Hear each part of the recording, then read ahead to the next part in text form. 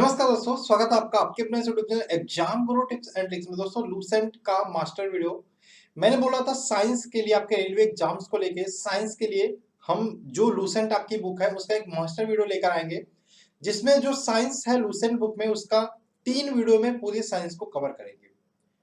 कह सकते हैं उस 3 वीडियो का पहला पार्ट है जिसमें आज हम फिजिक्स का पूरा कंप्लीट जितने भी इंपॉर्टेंट पॉइंट्स हैं थ्योरी वाली बुक का, अगर जो मैं बुक दिखाऊं आप बुक देख रहे होंगे स्क्रीन पर, ये वाली बुक का पूरा थ्योरी वाला पोर्शन आज हम कवर करने वाले हैं। यहां से बाहर आपका प्रश्न एक भी नहीं जाएगा। जितने इंपॉर्टेंट चीजें लगी उनका मैंने अलग से पीपीटी बनवा लिया, वो मैं आज आपके साथ करने वाला हूं। ठीक, वीडियो थोड़ा लंबा चलेगा इसलिए आप स्किप मत करिएगा। ईयरफोन लगा के शांति से पूरे वीडियो को देखिएगा। ठीक, और पहली बार आप जुड़े हो चैनल को सब्सक्राइब कर लेना, बेल का आइकन क्लिक कर लेना, और जिससे आपको आने वाले वीडियोस के अपडेट्स एंड नोटिफिकेशन आपको मिलते रहें। ठीक, तो चलिए शुरू करेंगे। उससे पहले चाहेंगे कुछ हमारे पीडीएफ है जिनको आप लेके अपनी तैयारी को बेहतर से बेहतरीन बना सकते हो। उसी क्रम में रेलवे एग्जाम की तैयारी करें तो स्टैटिक जीके आप सभी को पता कितनी इंपॉर्टेंट है आपके लिए। और अगर जो रेलवे ग्रुप डी में बात करें 20 क्वेश्चन आपके आने हैं जीके वाले पोर्शन में, जिसमें current affairs plus static GK ही रहेगा। तो ये वाली स्टैटिक जीके इसमें 53 टॉपिक दिया, अपडेट होने के बाद 200 पेज का पीडीएफ है, ले सकते हो, लिंक मैंने डिस्क्रिप्शन में दे दिया है। इसके साथ ही आपको मैथ के लिए रेलवे ग्रुप डी परीक्षा 500 प्रश्नों के मैंने गेस्ट पेपर तैयार की है, जो आपकी तैयारी को मैथ की बेहतर बनाएगी। और अगर जो आपका मैथ वीक है तो आपके लिए बेहतर है, मस्ट है, लेना ही लेना। तो इसका भी लिंक मैं डिस्क्रिप्शन में दे दूंगा। इसके अलावा साइंस के लिए आपको पता है रेलवे ग्रुप डी परीक्षा में 25 क्वेश्चन आने हैं, तो साइंस की हमारी जो स्पेशल पीडीएफ है इसके लिंक मैंने डिस्क्रिप्शन में डाल दिया है। 80% 85% गारंटी है, प्रश्न यहाँ से फंसेंगे। ठीक, और बात करें जो आप वीडियो देख रहे हो इसकी पीडीएफ की बात करें, फ्री ऑफ कॉस्ट आपको इसकी पीडीएफ मिलेगी। लेकिन मिलेगी कहाँ? हमारे टेलीग्राम ग्रुप में। ये वाला है टेलीग्राम ग्रुप जिसका लिंक मैं डिस्क्रिप्शन में दे दूंगा, जिसमें 26,000 से ज्यादा मेंबर जुड़े हुए हैं, 26,000। आप इसको ज्वाइन कर लीजिएगा। और हमारा इंस्टाग्राम हैंडल है एग्जाम गुरु सुधीर, यहाँ पर भी हमें फॉलो कर सकते हैं, बहुत कुछ जानने के लिए, बहुत कुछ सीखने के लिए। चलिए, ये तो हो गई आपका इंट्रो की बात, और जो चीजें मैं बतानी थी मैंने बताया, सारी चीजों की लिंक आपको डिस्क्रिप्शन में मिल जाएगी वीडियो के। चलिए शुरू करते हैं। लूसेंट के थ्योरी वाले बुक पे हम पूरे टॉपिक को इस एक वीडियो में करेंगे। भौतिक विज्ञान यानी कि फिजिक्स जिसको बोलते हैं, फिजिक्स होता क्या है इसके बारे में सबसे पहले जानेंगे। टॉपिक वाइज है सारी चीजें, पूरे बुक को हम कवर करेंगे। तो भौतिक प्राकृतिक विज्ञान की वह शाखा है, भौतिकी यानी कि फिजिक्स प्राकृतिक विज्ञान की वह शाखा है जिसमें द्रव्य जिसे हम मैटर बोलते हैं तथा ऊर्जा या एनर्जी और उसकी जो परस्पर क्रियाएं होती है उनका अध्ययन किया जाता है। तो सबसे पहली लाइन में आपको लूसेंट की बुक में यही मिलेगा, फिजिक्स क्या होता है, भौतिकी क्या होता है। तो भौतिकी प्राकृतिक विज्ञान की वह शाखा है जिसमें द्रव्य तथा ऊर्जा और उसके परस्पर क्रियाओं का अध्ययन किया जाता है। आगे अगर जो हम बढ़ते हैं तो हमें मिलता है मात्रक के बारे में, जिसे हम यूनिट बोलते हैं। तो मात्रक कितने प्रकार के होते हैं? तो जो फिजिक्स में जाओगे तो मात्रक आपको 2 प्रकार से मिलेंगे। तो मूल मात्रक जिसे हम फंडामेंटल यूनिट बोलते हैं, एक तो हमारा मिलेगा व्युत्पन्न मात्रक जिसे हम डेराइव्ड यूनिट बोलते हैं। ठीक, तो किसी भी राशि को मापने के निर्देश को मानक या मात्रक बोलते हैं। अब देखो यहाँ पे मात्रक क्या होता है, इसको कैसे देखेंगे। जैसे आपको बोला जाता है, आपसे मम्मी बोलती है कि बाओ बेटा जाओ आलू ले आओ, तो क्या आलू लेने जाते हो तो क्या आलू मांग लेते हो? नहीं। आपने बोला सब्जी वाले से कि मुझे आलू दो, आलू कितना दो? 1 केजी दो। तो केजी एक प्रकार की यूनिट है। आप तेल लेने गए, बोले कि मुझे 1 लीटर तेल चाहिए, तो तेल भी एक प्रकार की यूनिट है जिसको हम मात्रक बोलते हैं। तो इसी को बोलेंगे। अब इसमें 2 प्रकार के हो जाते हैं। तो मूल मात्रक जिसे हम फंडामेंटल यूनिट बोलते हैं, एक तो डेराइव्ड मात्रक, व्युत्पन्न। व्युत्पन्न मतलब उत्पन्न, यानी कि मूल मात्रकों की सहायता से जो उत्पन्न मात्रक को व्युत्पन्न मात्रक बोलते हैं। और मूल मात्रक तो अपने आप में मात्रक होते हैं, ये 7 होते हैं। ठीक, तो यहाँ पे दिया है किसी भी राशि को मापने के निर्देश को मात्रक कहते हैं। मात्रक 2 प्रकार के होते हैं, एक तो मूल मात्रक जिसे हम फंडामेंटल यूनिट बोलते हैं, एक तो व्युत्पन्न मात्रक जिसे हम डेराइव्ड यूनिट बोलते हैं। अब एसआई पद्धति में मूल मात्रों की संख्या 7 है जो निम्नलिखित है।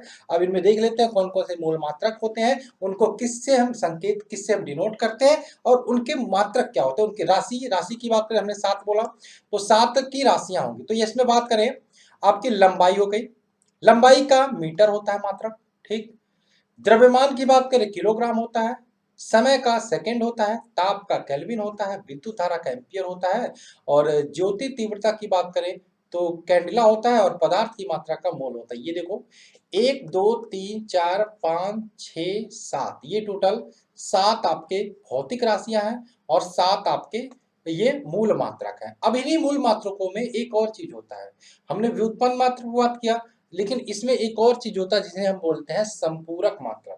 ये भी मूल मात्रक की कैटेगरी में आते हैं। हमने बोला 7 मूल मात्रक और इन्हीं मूल मात्रकों में 2 संपूरक मात्रक होते हैं जिन्हें हम 2 चीजें बोलते हैं, तो समतल कोण, एक घन कोण। समतल कोण की यूनिट क्या होती है? रेडियन, और घन कोण की यूनिट क्या होती है? स्टेरेडियन। ठीक, ये ध्यान रखेंगे ना। अब हमने देखा मूल मात्रक, अब हम आते हैं व्युत्पन्न मात्रक। व्युत्पन्न मात्रक मैं आपको बता देता हूं, वे सभी मात्रक जो मूल मात्रों की सहायता से कहीं ना कहीं व्यक्त किए जाते हैं, कहीं ना कहीं मूल मात्रकों की सहायता से प्राप्त किए जाते हैं, वो व्युत्पन्न मात्रक कहलाते हैं। क्लियर हो गया? आगे चलते हैं। अब चलिए दूरी में आते हैं, तो बहुत लंबी दूरियों को मापने के लिए लाइट ईयर या प्रकाश वर्ष का प्रयोग किया जाता है। अर्थात प्रकाश वर्ष दूरी का मात्रक है, लाइट ईयर दूरी का मात्रक है। अब यहाँ पे एक प्रकाश वर्ष बराबर होता है 9.46 गुणे 10 पे घाते 15 मीटर। इसको भी आपको ध्यान रखना, एक लाइट ईयर, एक प्रकाश वर्ष 9.46 गुणे 10 पे घाते 15 मीटर के बराबर होता है। ठीक, अब प्रकाश वर्ष क्या दूरी मापने की बड़ी इकाई है? नहीं, इससे बड़ी एक इकाई होती है जिसे हम बोलते हैं पारसेक। क्या बोलते हैं? पारसेक। तो दूरी मापने की सबसे बड़ी इकाई क्या होती है? पारसेक होती है। और एक पारसेक जो होता है 3.26 लाइट ईयर यानी कि 3.26 प्रकाश वर्ष के बराबर होता है। इसको अगर जो हम देखें 3.08 गुणे 10 पे घाते 16 मीटर के बराबर होता है।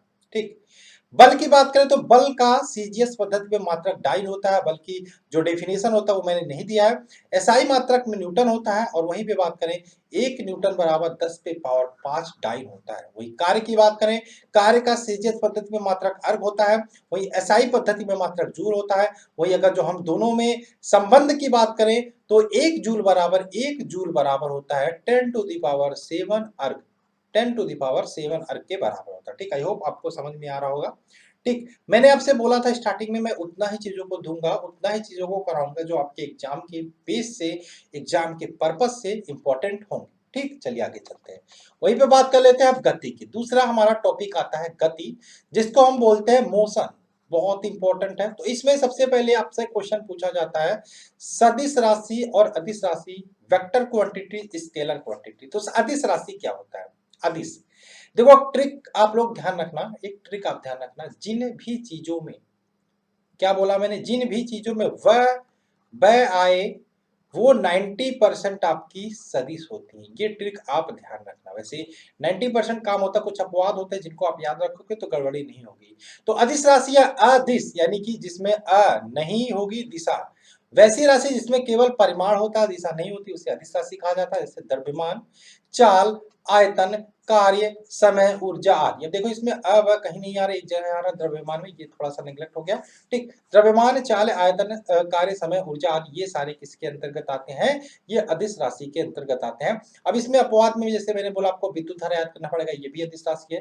ताप, दाब, ये भी आपके अदिश राशि के अंतर्गत आते हैं। वही सदिश की बात करें, वैसी भौतिक राशियां जिनमें परिमाण के साथ साथ दिशा भी रहती है और जो योग के निश्चित नियमों के अनुसार जोड़ी जाती है, उन्हें सदिश राशियां कहते हैं। सदिश में मैंने बोला व आएगा, तो वेग, विस्थापन, बल, त्वरण, ये सारे एग्जाम्पल हो जाते हैं सदिश राशि के। ठीक, चलो त्वरण की बात कर लेते हैं। किसी वस्तु के वेग परिवर्तन की दर को हम त्वरण बोलते हैं।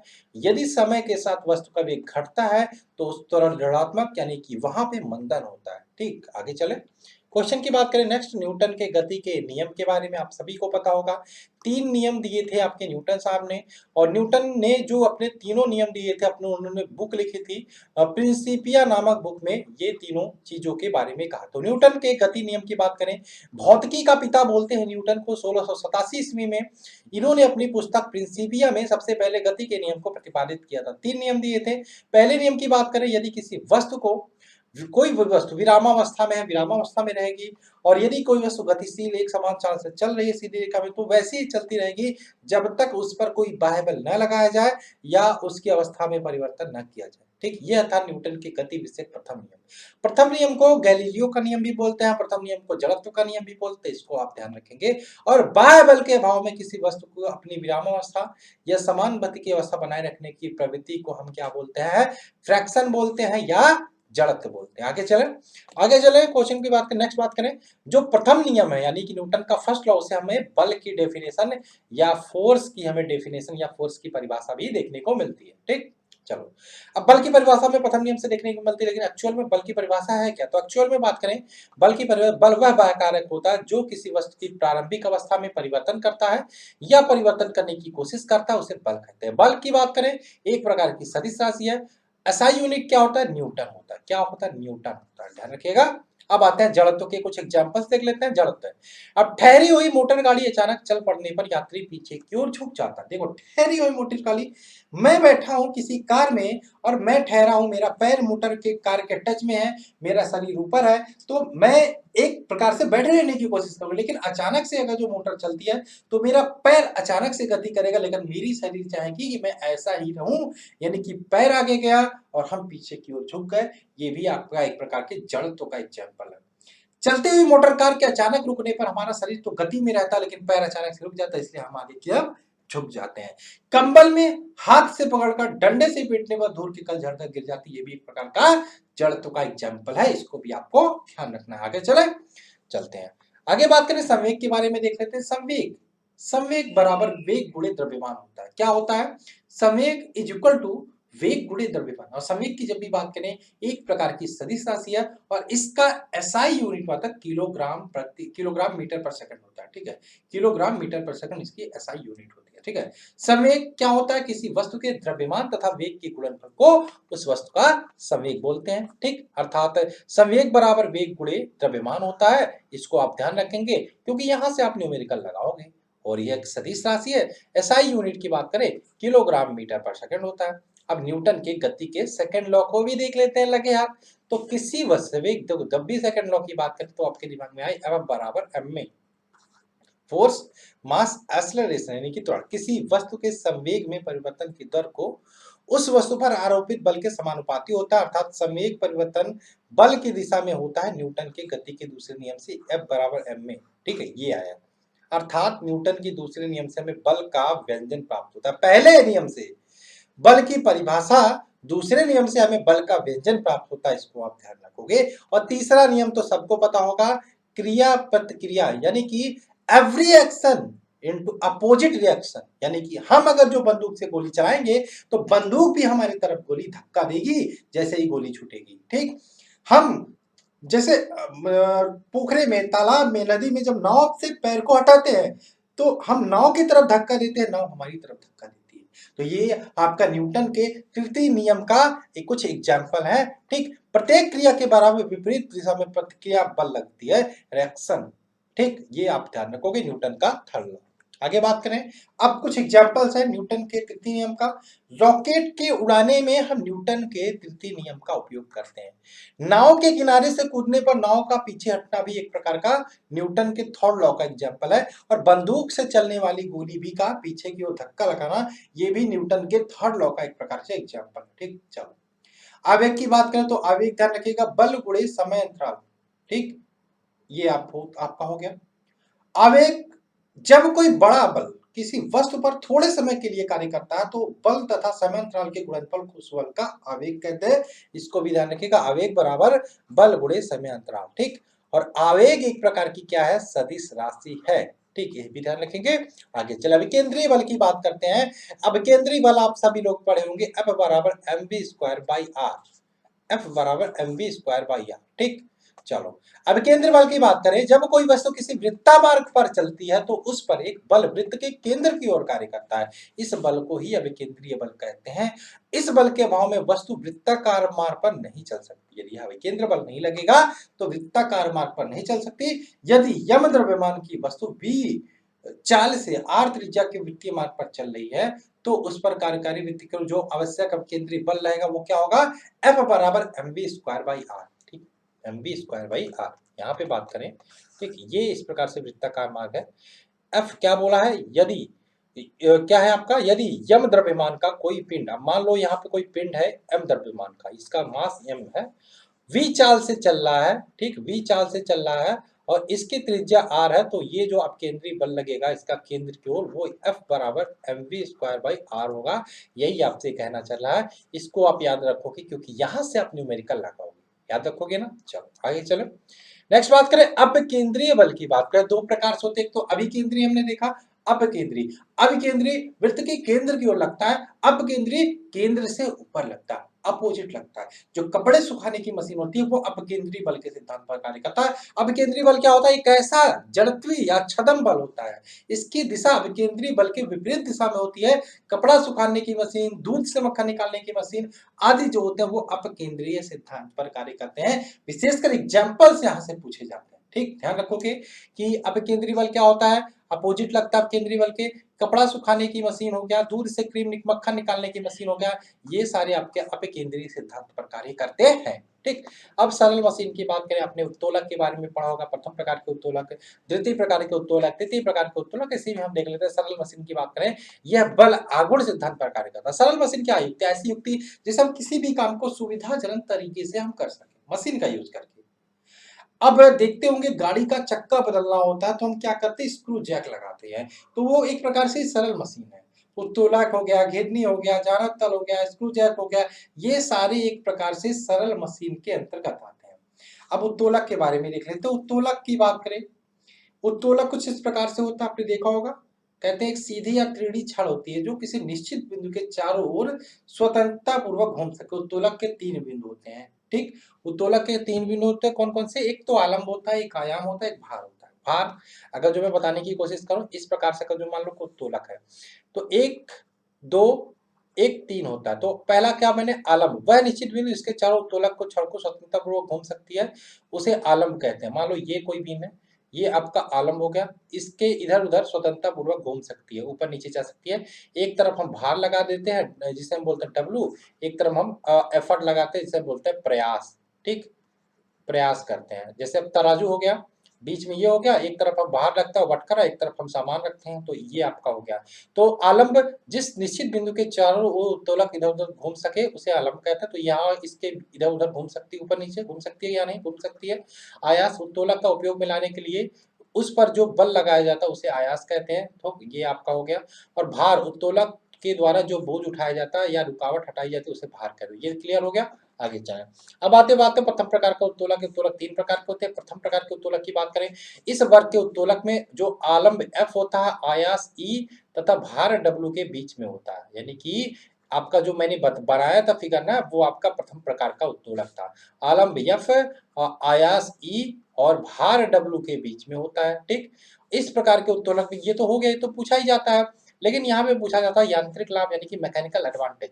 तो प्रथम प्रकार के उत्तोलक की बात करें, जो यांत्रिक लाभ होता है वो 1 से अधिक, 1 के बराबर, 1 से कम हो सकता है। ठीक, 1 से अधिक भी हो सकता है, 1 के बराबर भी हो सकता है, 1 से कम भी हो सकता है।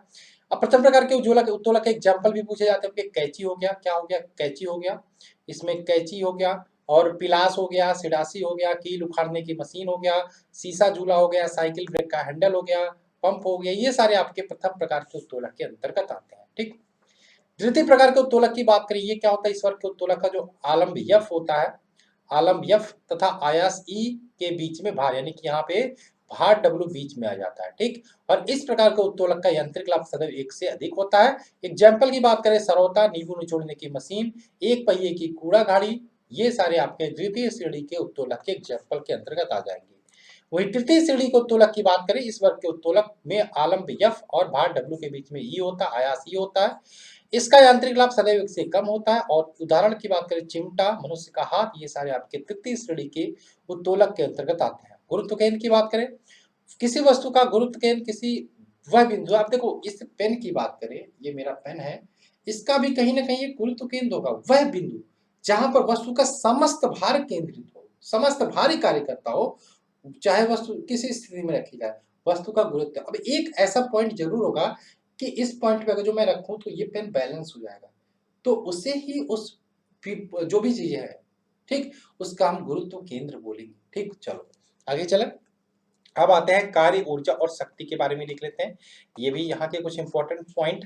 तो कार्य की बात करें, कार्य क्या होता है? कार्य की माप लगाए गए बल तथा बल की दिशा के वस्तु के विस्थापन के गुणनफल के बराबर, यानी कि बोलते हैं, आप ध्यान दो ना, कार्य बराबर बल गुणे बल की दिशा में विस्थापन, कार्य बराबर बल गुणे बल की दिशा में, या W बराबर बोलते हो F इंटू डी बोलते हो ना, ये भी बोलते हो, ठीक। तो कार्य एक अदिश राशि है, इसका एसआई मात्रक जूल होता है।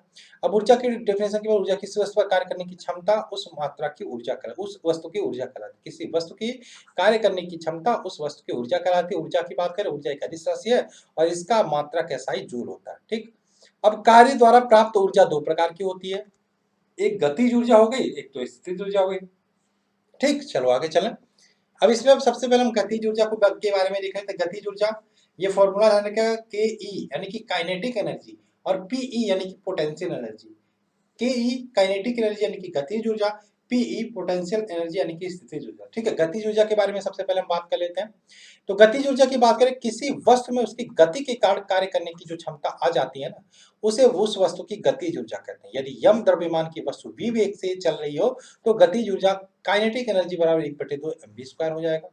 वही स्थितिज ऊर्जा की बात करें, जब किसी वस्तु में उसे विशेष स्थिति या स्थिति के कारण कार्य करने की जो क्षमता आ जाती है, उसे उस वस्तु की स्थितिज ऊर्जा कहते हैं। जैसे बांध बनाकर इकट्ठा किए गए पानी की ऊर्जा, घड़ी की चाबी में संचित ऊर्जा, तनी हुई स्प्रिंग या कमानी की ऊर्जा, गुरुत्व बल के विरुद्ध संचित स्थिति। ये देखो यहाँ पे ये जो व्यंजक प्राप्त होता है ना, ये होता है MgH, ठीक है। क्या बोला मैंने, किसी वस्तु में उसकी स्थिति के कारण जो ऊर्जा उत्पन्न हो जाती है, जो क्षमता आ जाती है, उसे उस वस्तु की स्थिति ऊर्जा बोलते हैं। कुछ एग्जाम्पल मैंने बताया, ये वाला पूछा जाता है, घड़ी की चाबी में संचित ऊर्जा कैसी ऊर्जा है, बांध बनाकर इकट्ठा किए गए पानी की ऊर्जा कैसी ऊर्जा है, ठीक। ये एग्जाम्पल भी आपको ध्यान रखना। आगे बात करें, अब यहाँ पे बात करें कुछ ऊर्जा रूपांतरित करने वाले उपकरण की बात करें। जैसे बात करें डायनमो क्या कहता है, ये पूछा जाता है। डायनमो जो होता है यांत्रिक ऊर्जा को विद्युत ऊर्जा में कन्वर्ट करता है। मोमबत्ती की बात करें, रासायनिक ऊर्जा को, ये आपका मोमबत्ती जो होता है, ये रासायनिक ऊर्जा को प्रकाश ऊर्जा में कन्वर्ट करता है। वही माइक्रोफोन की बात करें, ये ध्वनि ऊर्जा को विद्युत ऊर्जा में कन्वर्ट करता है। लाउड स्पीकर की बात करें, विद्युत ऊर्जा को ध्वनि ऊर्जा में। सोलर सेल की बात करें, ये सौर ऊर्जा को विद्युत ऊर्जा में। ट्यूबलाइट की बात करें, ये विद्युत ऊर्जा को प्रकाश ऊर्जा में। और विद्युत मोटर की बात करें, ये विद्युत ऊर्जा को यांत्रिक ऊर्जा में कन्वर्ट करता है या बदलता है, ठीक। आगे चलें, यहाँ पे बात करें ऊर्जा रूपांतरित करने वाले कुछ और उपकरण की बात करें, तो विद्युत बल्ब की बात करें, ये आपका विद्युत ऊर्जा को प्रकाश ऊर्जा एवं ऊष्मा ऊर्जा में बदल देता है। विद्युत सेल की बात करें, ये रासायनिक ऊर्जा को विद्युत ऊर्जा में। और सितार की बात करें, यांत्रिक ऊर्जा को ये ध्वनि ऊर्जा में कन्वर्ट कर देता है। आई होप ये आपको आ गया होगा, ठीक। अब बात आगे आते हैं संवेग एवं गतिज ऊर्जा के संबंध में देख ले। तो संवेग और गतिज ऊर्जा अभी हमने देखा, इससे काइनेटिक एनर्जी क्या होता है, काइनेटिक एनर्जी 1/2 mv², ठीक। और हमने देखा पोटेंशियल एनर्जी क्या होता है, mgh। और इनके बीच में देखो संवेग और गतिज ऊर्जा के बीच में संबंध की बात करें, तो काइनेटिक एनर्जी आपको पता है, ठीक। संवेग मैंने बताया था p बराबर mv होता है, ठीक। और यहाँ पे इनका संबंध निकालेंगे तो काइनेटिक एनर्जी बराबर p²/2m होता है, ठीक। p²/2m होता है, जहाँ p संवेग हो जाएगा, ये यम मास हो जाएगा, ठीक है। ये तो आपका काइनेटिक एनर्जी आपको पता है। अर्थात यहाँ पे ध्यान रखिएगा, संवेग को अगर जो आप दोगुना करोगे तो आपकी जो गतिज ऊर्जा होगी वो हो जाएगी 4 गुनी। इसको भी आप ध्यान रखोगे, ठीक। शक्ति की बात करें, शक्ति यानी कि पावर बराबर W/T होता है। कार्य करने की दर को शक्ति बोलते हैं। यदि किसी वस्तु द्वारा W कार्य T समय में किया जाता है तो कार्यता की शक्ति जो होगी वो W/T होगी। अर्थात शक्ति का एसआई मात्रक वाट होता है, ये भी आपको ध्यान रखना, शक्ति का एसआई मात्रक वाट होता है। और शक्ति बराबर कार्य बटे समय, 1 किलोवाट बराबर 1000 वाट होता है, ये भी ध्यान रखना। और 1 मेगावाट बराबर 10⁻⁶ वाट के इक्वल टू के बराबर होता है। वही बात करें कुछ और क्वेश्चन, शक्ति की एक और इकाई होती है अश्व शक्ति, और एक अश्व शक्ति यानी कि हार्स पावर बराबर 746 वाट होते हैं।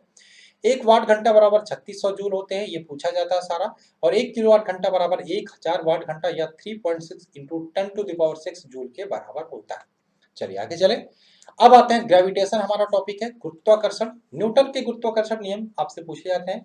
तो यहाँ पे किन्हीं दो पिंडों के बीच का जो दो पिंड है जिनका द्रव्यमान m1 है और m2 है, इनके बीच की दूरी की बात करें, अगर जो इनके बीच की दूरी r है, तो यहाँ पे देखते हैं किन्हीं दो पिंडों के बीच कार्य करने वाला आकर्षण बल पिंडों के द्रव्यमान यानी कि m1 और m2 के गुणनफल यानी कि m1 और m2 के गुणनफल के अनुक्रमानुपाती है। और उनके बीच की दूरी r के वर्ग के क्या व्युत्क्रमानुपाती, ठीक है। ये अनुक्रमानुपाती है और फिर व्युत्क्रमानुपाती है, ठीक है। तो यहाँ पे ये आपका g आ जाएगा सार्वत्रिक गुरुत्वाकर्षण नियतांक, तो आपका हो जाएगा F बराबर g m1 m2/r², ठीक। तो क्या है कि दो पिंडों के बीच कार्य करने वाला आकर्षण बल पिंडों के द्रव्यमान के गुणनफल और के अनुक्रमानुपाती तथा उनके बीच की दूरी के वर्ग के व्युत्क्रमानुपाती होता है। और यह बराबर g m1 m2/r², ये आपका व्यंजक प्राप्त होता है, जहां जी एक नियतांक है जिसे सार्वत्रिक गुरुत्वाकर्षण नियतांक बोलते हैं, और ये जी की वैल्यू पूछी जाती है और यूनिट पूछा जाता है। जी की वैल्यू हो जाएगी 6.67 गुणे 10⁻⁻11 न्यूटन मीटर स्क्वायर प्रति किलोग्राम स्क्वायर। ये यूनिट भी अलग से पूछी जाती है कि सार्वत्रिक गुरुत्वाकर्षण नियतांक का मात्रक क्या होता है। ठीक, तो क्या होगा, जी की वैल्यू हो जाएगी 6.67 गुणे 10⁻11 न्यूटन मीटर स्क्वायर प्रति किलोग्राम स्क्वायर। आगे चलें, आगे बात करें न्यूटन की, ये देख लिया हमने नियम। अब गुरुत्व की बात करें, गुरुत्व क्या होता है, तो न्यूटन के गुरुत्वाकर्षण के अनुसार किन्हीं दो पिंडों के बीच आकर्षण बल कार्य करता है। यदि इनमें से किसी एक पिंड, कोई एक पिंड पृथ्वी हो, तो इस आकर्षण बल को गुरुत्व कहते हैं। ठीक, अब मैं पेन को गिरा रहा हूं तो ये नीचे क्यों आ रहा है, ऊपर नहीं जा रहा, क्यों, क्योंकि पृथ्वी की तरफ से इस पिंड पर एक गुरुत्वाकर्षण बल कार्य कर रहा है, वही चीज है। ठीक, अर्थात गुरुत्वाकर्षण, गुरुत्व वह बल, आकर्षण बल है जिससे पृथ्वी किसी वस्तु को अपने केंद्र की ओर खींचती है, अपने केंद्र की ओर आकर्षित करती है। ठीक, इस बल के कारण जो त्वरण उत्पन्न होता है उसे गुरुत्व जनित त्वरण बोलते हैं। अब यहाँ पे देखो, अभी हमने सार्वत्रिक गुरुत्वाकर्षण नियतांक देखा जिसको हमने कैपिटल जी से नोट किया, एक आपका स्मॉल जी होता है जिसको हम क्या बोलते हैं, गुरुत्व बल।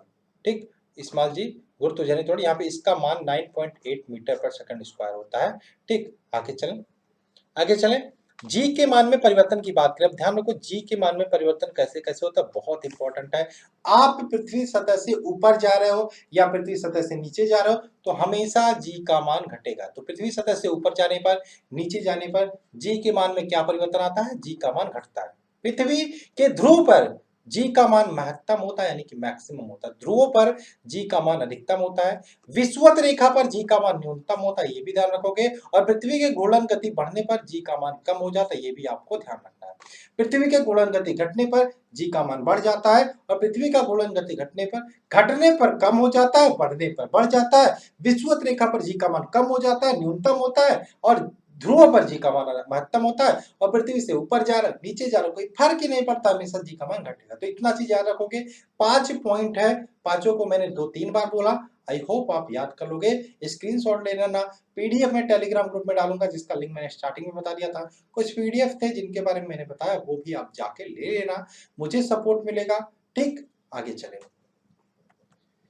अब हमने देखा जी के बारे में, स्मॉल जी गुरुत्वाकर्षण के बारे में। अब लिफ्ट में देखते हैं, लिफ्ट में क्या परिवर्तन होता है। लिफ्ट जैसे ऊपर नीचे जाती है ना, तो पहला ऑप्शन है, जब लिफ्ट ऊपर की ओर जाती है तो हमें क्या होता है, हम लिफ्ट में हैं, लिफ्ट ऊपर जा रही है, तो हमें अपना जो भार होता है वो बढ़ा हुआ प्रतीत है, क्योंकि आप ऊपर जा रहे हो, गुरुत्वाकर्षण के विरुद्ध जा रहे हो, तो आपका भार बढ़ा हुआ प्रतीत होगा। और जब लिफ्ट नीचे आती है तो आपका भार घटा हुआ प्रतीत होता है। ठीक, अब चलो ये ध्यान रखना, जब लिफ्ट ऊपर की ओर जाती है तो वस्तु का भार या पिंड का भार बढ़ा हुआ प्रतीत होता है, और जब लिफ्ट नीचे की ओर आती है तो लिफ्ट में जो पिंड है या व्यक्ति है उसका भार घटा हुआ प्रतीत होता है। जब लिफ्ट एक समान वेग से ऊपर या नीचे गति करती है तो लिफ्ट में स्थित पिंड के भार में कोई परिवर्तन नहीं होता। वही बात करें यदि नीचे उतरते समय लिफ्ट की डोरी टूट जाए, ऐसा हो ना कभी वैसे, तो वह मुक्त पिंड की भांति नीचे गिरती है। ऐसी स्थिति में लिफ्ट में स्थित पिंड का भार शून्य प्रतीत होता है, यदि भारहीनता की स्थिति होती है। ठीक, चलिए आगे चलें।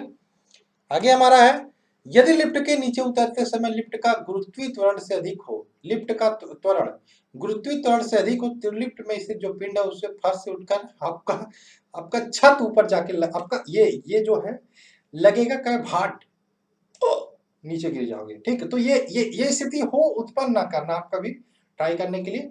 तो आई होप समझ गए होंगे लिफ्ट वाले चीज। अब पलायन वेग पे आते हैं। ठीक है, पलायन वेग क्या होता है, मतलब किसी वस्तु को अगर जो हम 2 किलोमीटर की स्पीड से फेंकते हैं, 2 किलोमीटर पर सेकंड, क्या वो बाहर चली जाएगी, वो पृथ्वी पर वापस आ गिरेगी। 3 किलोमीटर से फेंकते हैं, 4 किलोमीटर, 5 किलोमीटर से, हम 10 किलोमीटर पर सेकंड की स्पीड से हम इस पेन को फेंक देते हैं तो ये पृथ्वी पर आ गिरेगी। लेकिन वह वेग, वह न्यूनतम वेग जिससे अधिक वेग से फेंकने पर किसी वस्तु को फेंके वह पृथ्वी पर वापस ना आए, वह पृथ्वी का गुरुत्वाकर्षण केंद्र है उसको पार करके बाहर चली जाए, तो उसे हम बोलते हैं पलायन वेग। तो पलायन वेग वह न्यूनतम वेग होता है जिससे किसी पिंड को पृथ्वी की सतह से ऊपर फेंका जाए और वह पृथ्वी का जो गुरुत्वीय क्षेत्र है उसको पार करता है और पृथ्वी पर वापस नहीं आता। तो इसके लिए उस जो एक पलायन वेग निर्धारित किया गया, वह पलायन वेग कितना होता है, 11.2 किलोमीटर पर सेकंड। ठीक, अर्थात पृथ्वी तल से किसी वस्तु को 11.2 किलोमीटर पर सेकंड या इससे अधिक वेग से ऊपर है दिशा में फेंक दें तो वह वस्तु पृथ्वी पर वापस नहीं आएगी। क्या करेगी फिर? अंतरिक्ष में चक्कर लगाती रहेगी। चलो आगे चलो। चलो आगे बात करें, हमने पलायन वेग देखा, हमने बहुत सारी चीजें देखी। अब आते हैं हमारा नेक्स्ट टॉपिक, प्रेशर यानी कि दाब। दाब किसी सतह के एकांक क्षेत्रफल पर लगने वाले बल को दाब कहते हैं। लगा रहा हूं ना, किसी सतह के एकांक क्षेत्रफल पर लगने वाले बल को दाब कहते हैं। दाब बराबर होता है बल गुणे पृष्ठ का क्षेत्रफल। दाब बराबर होता है F बाई ए, पृष्ठ के क्षेत्रफल, पृष्ठ के लंबवत बल बटे पृष्ठ का क्षेत्रफल। दाब का एसआई मात्रक की बात करें, न्यूटन पर मीटर स्क्वायर होता है, न्यूटन पर मीटर स्क्वायर होता है, जिसे पास्कल भी बोलते हैं। दाब एक प्रकार की अदिश राशि है, ठीक। और पृथ्वी की सतह से ऊपर जाने पर वायुमंडलीय दाब कम होता है, जिसके कारण पहाड़ों पर खान, देखो यहाँ पे कुछ एग्जाम्पल बहुत इंपॉर्टेंट है, ठीक। क्वेश्चन आता है पहाड़ों पर खाना बनाने में क्यों कठिनाई होती है? क्योंकि वहां पे वायुमंडलीय दाब कम हो जाता है, ठीक। तो पृथ्वी की सतह से ऊपर जाने पर वायुमंडलीय दाब कम होता है, इसके कारण पहाड़ों पर खाना बनाने में कठिनाई होती है। वायुयान में बैठे जो यात्री होते हैं उनका फाउंटेन पॉइंट जो रिस जाती है। और वायुमंडलीय दाब को किससे मापा जाता है? बैरोमीटर की सहायता से। किससे? बैरोमीटर की सहायता से मापा जाता है, ये ध्यान रखिएगा, ठीक है। और आगे बात करें, इसकी सहायता से मौसम संबंधी घटनाओं को भी मेजर किया जाता है। किसकी सहायता से? बैरोमीटर। अब बैरोमीटर से तीन चीजें देखी जाती है, आंधी आती है, या मौसम साफ रहेगा, या तेज बारिश होगी। तो ध्यान रखना, जब भी बैरोमीटर का पाठ्यांक होगा एकाएक नीचे गिरेगा तो आंधी आने की संभावना होती है। जब बैरोमीटर का पाठ्यांक एकाएक नीचे गिरता है तो आंधी आने की संभावना होती है। बैरोमीटर का पाठ्यांक जब धीरे धीरे नीचे गिरता है तो वर्षा होने की संभावना, और बैरोमीटर का पाठ्यांक जब धीरे धीरे ऊपर चढ़ता है तो दिन साफ रहने की संभावना होती है, ठीक। अब कुछ यंत्र है जो पास्कल्स के नियम पे कार्य करते हैं। पास्कल्स नियम आपने देखा होगा, इस प्रकार से होता है, ठीक है। जब कोई द्रव समान क्षेत्र हर हर क्षेत्र मतलब एक जगह बल लगाती है, एक जगह से बल लगाती है, ठीक है, तीनों तरफ। तो यहाँ पे बात करें पास्कल के नियम पर आधारित कुछ यंत्र है, जैसे हाइड्रोलिक लिफ्ट होता है, हाइड्रोलिक प्रेस होता है, हाइड्रोलिक ब्रेक होता है, ये सारे आपके पास्कल के नियम पर ही कार्य करते हैं, ठीक। चलिए अब आते हैं प्लवन की बात करें। प्लवन, उत्प्लावन बल, आर्किमिडीज सिद्धांत, यही आपके प्लवन के अंतर्गत पूछा जाता है, इससे बाहर कुछ नहीं आता। उत्प्लावन बल की बात करें, द्रव का वह गुण जिसके कारण वह वस्तु की ऊपर की ओर एक बल लगाता है, या उत्क्षेप, या उसे उत्क्षेप या उत्प्लावक बल बोलते हैं। यह बल वस्तु द्वारा हटाए गए द्रव के गुरुत्व केंद्र पर कार्य करता है, जिसे उत्प्लावन केंद्र कहते हैं। इसका अध्ययन प्रथम किसने किया था? सर्वप्रथम आर्किमिडीज ने किया था। आर्किमिडीज का सिद्धांत क्या था? आर्किमिडीज का सिद्धांत यह था, जब कोई वस्तु किसी द्रव में पूर्ण या आंशिक रूप से डुबोई जाती है तो उसके भार में कमी का आभास होता है। भार में आभासी कमी वस्तु द्वारा हटाए गए द्रव के भार के बराबर होता है, ठीक। अब इसमें देखो उत्प्लावक बल क्या होता है, जैसे आप पानी में कूद जाओ ना तो पानी भी आपकी तरफ एक बल लगाती है, आपको ऊपर फेंकने का कार्य करती है, तो इसी उत्प्लावन बल है। सीधी सी लैंग्वेज में बात करें, बाकी आर्किमिडीज का सिद्धांत आपने देखा। अगर जो हम बात करें यहाँ पे आगे घनत्व के बारे में, तो घनत्व बराबर द्रव्यमान बटे आयतन होता है। इसका एसआई मात्रक किलोग्राम मीटर क्यूब होता है। वहीं पे बात करें अपेक्षिक घनत्व का, तो अपेक्षिक घनत्व देखते हैं वस्तु का घनत्व बटे 4 डिग्री सेंटीग्रेड पर पानी का घनत्व होता है, उसे हम वस्तु का अपेक्षिक घनत्व बोलते हैं। ध्यान रखिएगा, अपेक्षिक घनत्व वाला वस्तु का घनत्व जो भी होगा बटे 4 डिग्री सेंटीग्रेड पर जो पानी का घनत्व होगा, उससे आप अपेक्षिक घनत्व निकाल सकते हैं। किसी वस्तु का अपेक्षिक घनत्व आप हाइड्रोमीटर से नापते हो, और सामान्य जल की अपेक्षा समुद्री जल का घनत्व अधिक होता है, इसलिए उसमें तैरना आसान होता है। तो क्वेश्चन आता है, सामान्य जल की अपेक्षा समुद्री जल में तैरना आसान क्यों होता है? तो यहाँ पे ध्यान रखिएगा, सामान्य जल की अपेक्षा समुद्री जल का घनत्व जो होता है वो अधिक होता है, डेंसिटी अधिक होती है, इसलिए उसमें तैरना आसान होता है, ठीक। अभी ये क्वेश्चन की बात करें, जब बर्फ समुद्र में पानी में तैरती है तो उसके आयतन का 1/10 भाग पानी के ऊपर रहता है, ये भी आप ध्यान रखिए, बहुत इंपॉर्टेंट पॉइंट है। इसके अलावा बात करें, किसी बर्तन में पानी भरा है और उस पर बर्फ तैर रही है, तो बर्फ पूरी तरह पिघल जाएगी, तो पानी के तल पर क्या प्रभाव पड़ेगा? पानी के तल पर कोई प्रभाव नहीं पड़ेगा, पानी समान ही रहेगा।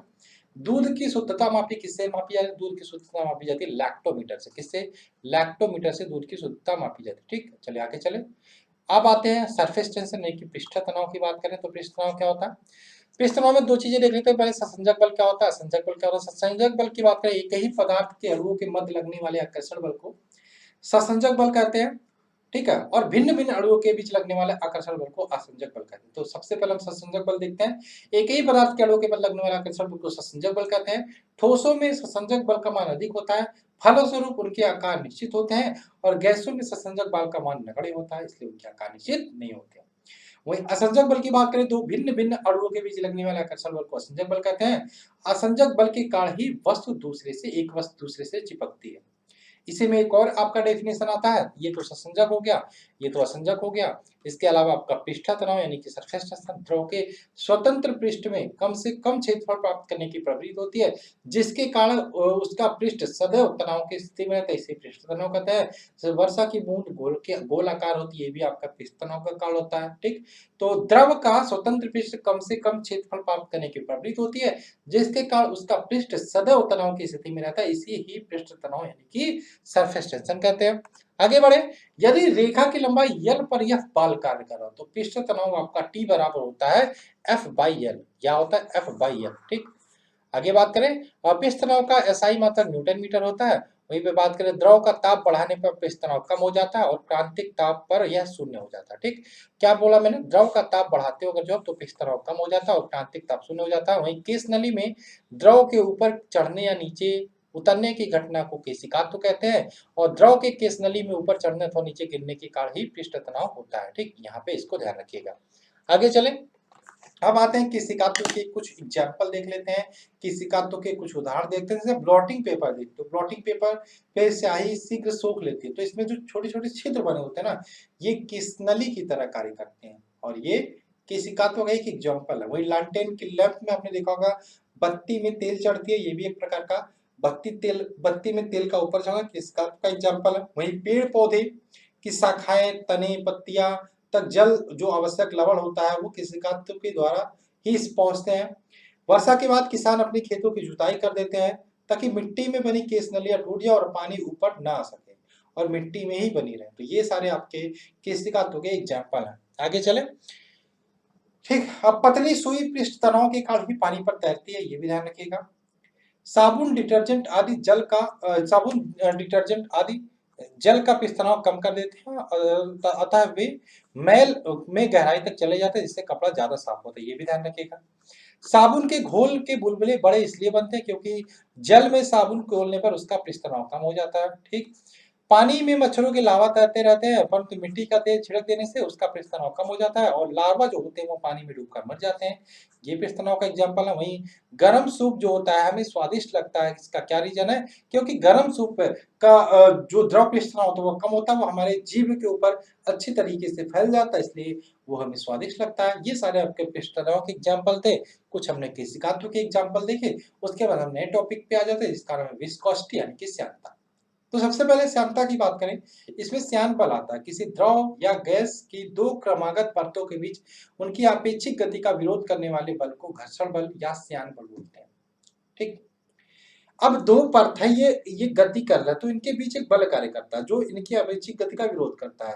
अब आपने देखा होगा मशीनें जो जो इस प्रकार से टच करते हैं उनके बीच में ग्रीस लगा दिया जाता है, जिससे वो आराम से आगे पीछे जा सके, घर्षण बल कार्य ना हो सके। ठीक है, तो ये ध्यान रखना, श्यान बल किसी द्रव की दो क्रमागत परतों के बीच उनकी अपेक्षिक गति का विरोध करने वाले बल को ही घर्षण बल या श्यान बल बोलते हैं। श्यानता क्या होता है, तरल का वह गुण जिसके कारण तरल के विभिन्न परतों के मध्य अपेक्षिक गति का विरोध होता है उसे श्यानता बोलते हैं। श्यानता की बात करें, श्यानता केवल द्रव तथा गैसों का गुण है, केवल द्रव तथा गैसों का गुण है। एक आदर्श तरल की श्यानता की बात करें शून्य होती है और ताप बढ़ने पर द्रव की श्यानता घट जाती है और परंतु गैसों की क्या होती है, बढ़ जाती है। ठीक, ये सारे पॉइंट्स आपको आई होप याद रहेंगे। आगे चलें, प्रत्यास्था की बात करें, इलास्टिसिटी।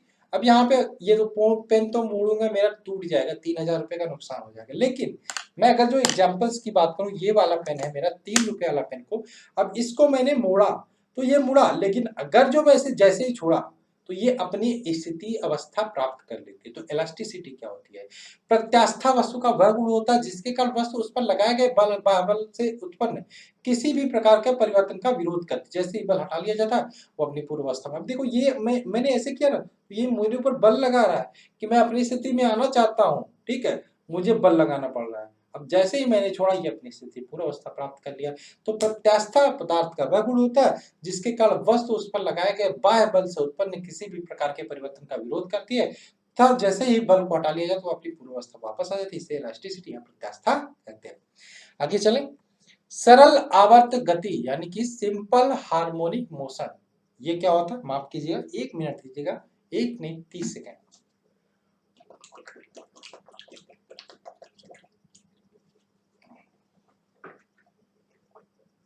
ठीक, मैंने सोचा था कि इस वीडियो को मैं पूरा एक ही वीडियो में मैं कराऊंगा। ठीक, और हमारे कुछ पीडीएफ है जिनके बारे में मैंने स्टार्टिंग में बता दिया था, आप जाके ले लेना, लिंक मैं डिस्क्रिप्शन में डाल दूंगा, उससे बहुत हेल्प होगा आपका।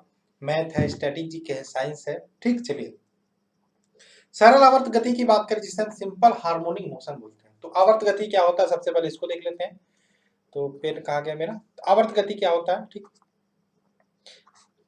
ये आपका मान लो पेंडुलम है, पेंडुलम इधर उधर गति कर रहा है, ठीक। तो यही बोलते हैं एक निश्चित पथ पर गति करते हुई वस्तु जब किसी निश्चित समय अंतराल के पश्चात बार बार अपनी पूर्व गति को दोहराती है तो इस प्रकार की गति को क्या बोलते हैं, आवर्त गति। ये एक निश्चित पथ पर, अब ये मैंने पेंडुलम बनाया तो इसका एक पथ हो गया यहाँ से यहाँ, यहाँ से यहाँ, यहाँ है।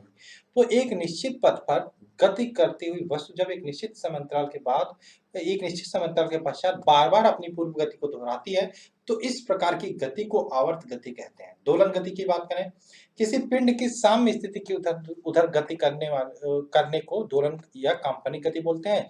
वही आवर्तकाल क्या होता है, एक दोलन पूरा करने में लगे समय को आवर्तकाल बोलते हैं, जिसको हम टी से डिनोट करते हैं। आवृत्ति क्या होता है, आवृत्ति को एन से डिनोट करते हैं। कंपन करने वाली वस्तु 1 सेकंड में जितना कंपन करती है उसे उसकी आवृत्ति कहते हैं। आवृत्ति का यूनिट पूछा जाता है हर्ट्ज होता है, ठीक।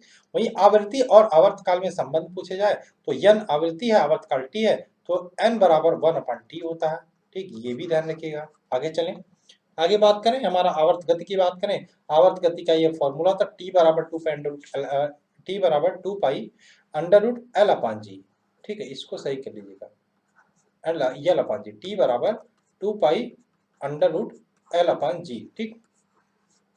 यहाँ पर बात करें आवर्त के लिए एक भारहीन, देखो एक भारहीन लंबाई में न बढ़ने वाले डोरी के निचले सिरे से, देखो मैं यहाँ पे बनाने की फिगर की बात करूँ तो इस प्रकार से मान लो ये है एक डोरी है जो भारहीन है, यहाँ पे गोलक मैंने बांध दिया, डोरी की लंबाई L है। एक भारहीन व लंबाई में न बढ़ने वाली डोरी के निचले सिरे किसी पदार्थ गोल परंतु भारी कण को लटका कर डोरी को दृढ़ आधार से लटका दे, ठीक। और ये मैंने लटका दिया और समायोजन, इस समायोजन को सरल लोलक कहते हैं। ये सरल लोलक हो गया। यदि लोलक को साम्य स्थिति में थोड़ा विस्थापित करके यहाँ लाके छोड़ देते हैं तो ये कुछ इस प्रकार से इधर आएगी, इस प्रकार से इधर ये गति करती रहेगी, तो इस गति को सरल आवर्त गति कहते हैं। ये फॉर्मूला होता है t बराबर 2 पाई रूट एल अपान जी, जहाँ यह डोरी की लंबाई होती है, जी आपका गुरुत्वाकर्षण होता है जिसको हम पढ़ा था 9.8, ठीक। आगे चलो, आगे हमारा है निष्कर्ष की बात करें।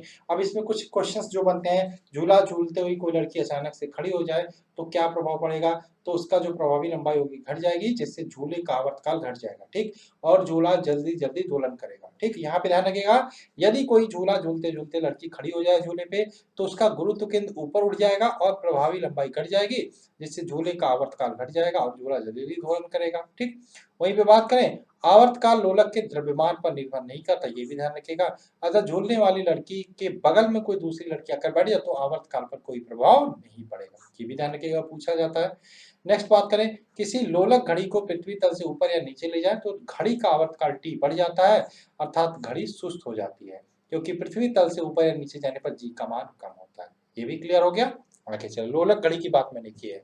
चौथा पॉइंट हमारा, यदि लोलक घड़ी को उपग्रह पर ले जाए तो वहां पर भारीता के कारण जी बराबर से, वहां पे जी तो होगा नहीं, गुरुत्वाकर्षण होगा नहीं, अतः घड़ी का आवर्तकाल t अनंत हो जाएगा, अतः उपग्रह में लोलक घड़ी काम नहीं करेगी, ठीक।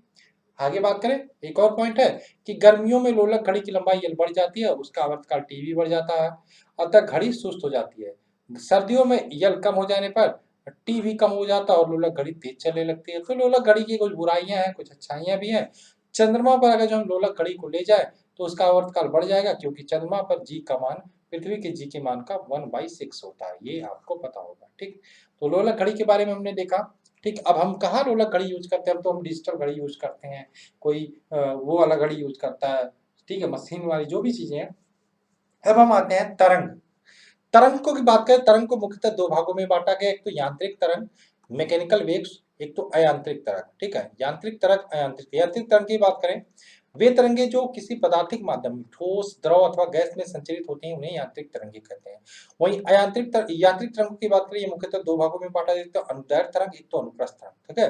तो हमने देखा तरंग की बात की, तरंग दो प्रकार के होते हैं, एक तो यांत्रिक हो गया, एक अयांत्रिक हो गया। यांत्रिक वे तरंगे जो किसी पदार्थ माध्यम यानी कि ठोस, द्रव अथवा गैस में संचरित होती हैं, उन्हें यांत्रिक कहते हैं। अब यांत्रिक तरंगे भी मुख्यतः दो प्रकार से होती है, तो अनुदैर्ध्य हो गया, एक तो अनुप्रस्थ हो गया। अनुदैर्ध्य की बात करें, अनुदैर्ध्य क्या होती है, तो जब तरंग की गति की दिशा के माध्यम कणों के कंपन करने की दिशा के अनुदिश या समांतर होती है, तो ऐसी तरंगों को अनुदैर्ध्य कहते हैं। जैसे ध्वनि की तरंग एक प्रकार की अनुदैर्ध्य तरंग की उदाहरण है। वही अनुप्रस्थ की बात करें, जब तरंग गति की दिशा माध्यम के कणों की कंपन करने की दिशा के लंबवत होती है, ठीक, तो इस प्रकार की तरंगों को अनुप्रस्थ तरंगे कहते हैं। ठीक, ये तो हो गया, हमने यांत्रिक तरंग की बात की। अब आते हैं हम अयांत्रिक पे। अयांत्रिक को हम विद्युत चुंबकीय तरंग भी बोलते हैं। तो अयांत्रिक तरंग या विद्युत चुंबकीय तरंग के बारे में हम बात कर लेते हैं। अयांत्रिक या विद्युत चुंबकीय तरंग वैसी तरंगे जिनके संचरण के लिए कोई माध्यम की आवश्यकता नहीं होती। ठीक है, हमने देखा कि जो यांत्रिक तरंगे होती है उनके संचरण के लिए माध्यम की आवश्यकता होती है, लेकिन अयांत्रिक के लिए कोई माध्यम की आवश्यकता नहीं होती। अर्थात तरंगे निर्वात वैक्यूम में भी ट्रेवल कर सकती है। उन्हें विद्युत चुंबकीय या अयांत्रिक तरंगे कहते हैं। जैसे सभी विद्युत चुंबकीय जो तरंगे होती है एक ही चाल से चलती है, जो प्रकाश की चाल पर डिपेंड करते हैं, चाल के बराबर होती है। ठीक, अब इसमें बात करें कौन कौन सी विद्युत चुंबकीय तरंगे नहीं है, ये ध्यान रखिएगा। है तो हम देखेंगे, लेकिन नहीं है उनको भी देख लेंगे, क्योंकि ये आपसे पूछे जाते हैं। ठीक है तो आपसे पूछे जाते हैं, लेकिन नहीं है ये आपको ध्यान रखना। तो ध्यान रखिएगा, इसमें जो आपका कैथोड किरणें एक प्रकार की विद्युत चुंबकीय तरंगे नहीं है, गामा किरणें भी नहीं है, परासरण तरंगे भी नहीं है, कैनाल तरंगे भी नहीं है, ध्वनि तरंगे भी नहीं है, और अल्फा किरणें भी नहीं है। ठीक, अल्फा किरणें, बीटा किरणें, कैथोड किरणें, पराश्रव्य, कैनाल, ये सारे बहुत कंफ्यूजन होती है, ये सारे विद्युत चुंबकीय तरंगों के अंतर्गत नहीं आते। अब आगे देखते हैं कुछ प्रमुख विद्युत चुंबकीय तरंगों के बारे में। इसमें सबसे पहले हम बात करें, हम एक तरफ विद्युत चुंबकीय तरंग एक तरफ खोजकर्ता है, एक तरफ आवृत्ति परिसर यानी कि हर्ट्ज में है। उपयोग क्या क्या है, ठीक है, तो सबसे पहले हम गामा रेंज की बात कर लेते हैं, इसको गामा से डिनोट करते हैं। और गामा की खोज की बात करें, खोज किसने की थी, तो गामा की खोज हेनरी बैकुरल ने की थी। किसने, हेनरी बैकुरल ने की थी। ठीक, हेनरी बैकुरल ने। इसकी आवृत्ति की बात करें 10 टू द पावर 20 से 10 टू द पावर 18 हर्ट्ज तक होती है। गामा किरणों की विधन क्षमता की बात करें अत्यधिक होती है। इसका उपयोग नाभिकीय अभिक्रिया तथा कृत्रिम रेडियोधर्मिता में किया जाता है। एक्स किरणों की बात करें, खोज रोन्टजन ने की थी। इसकी आवृत्ति कितनी होती है, 10 टू द पावर 18 से 10 टू द पावर 16 होती है। चिकित्सा और औद्योगिक क्षेत्र में इसका उपयोग किया जाता है। वहीं बात करें पराबैंगनी किरणों की, इसकी खोज रीटर ने की थी। आवृत्ति की बात करें 10 टू द पावर 16 से 10 टू द पावर 14 तक होती है। सफाई करने, प्रकाश विद्युत प्रभाव को उत्पन्न करने, बैक्टीरिया को नष्ट करने में पराबैंगनी किरणों का उपयोग किया जाता है। वहीं दृश्य विकिरण की बात करें, जिसे विजुअल रेज बोलते हैं, न्यूटन ने इसकी खोज की थी। 10 पे पावर 14 से 10 पे पावर 12 तक इसकी आवृत्ति होती है। हमें इसमें क्या होती है, वस्तुएं दिखलाई पड़ती हैं विजुअल रेज में।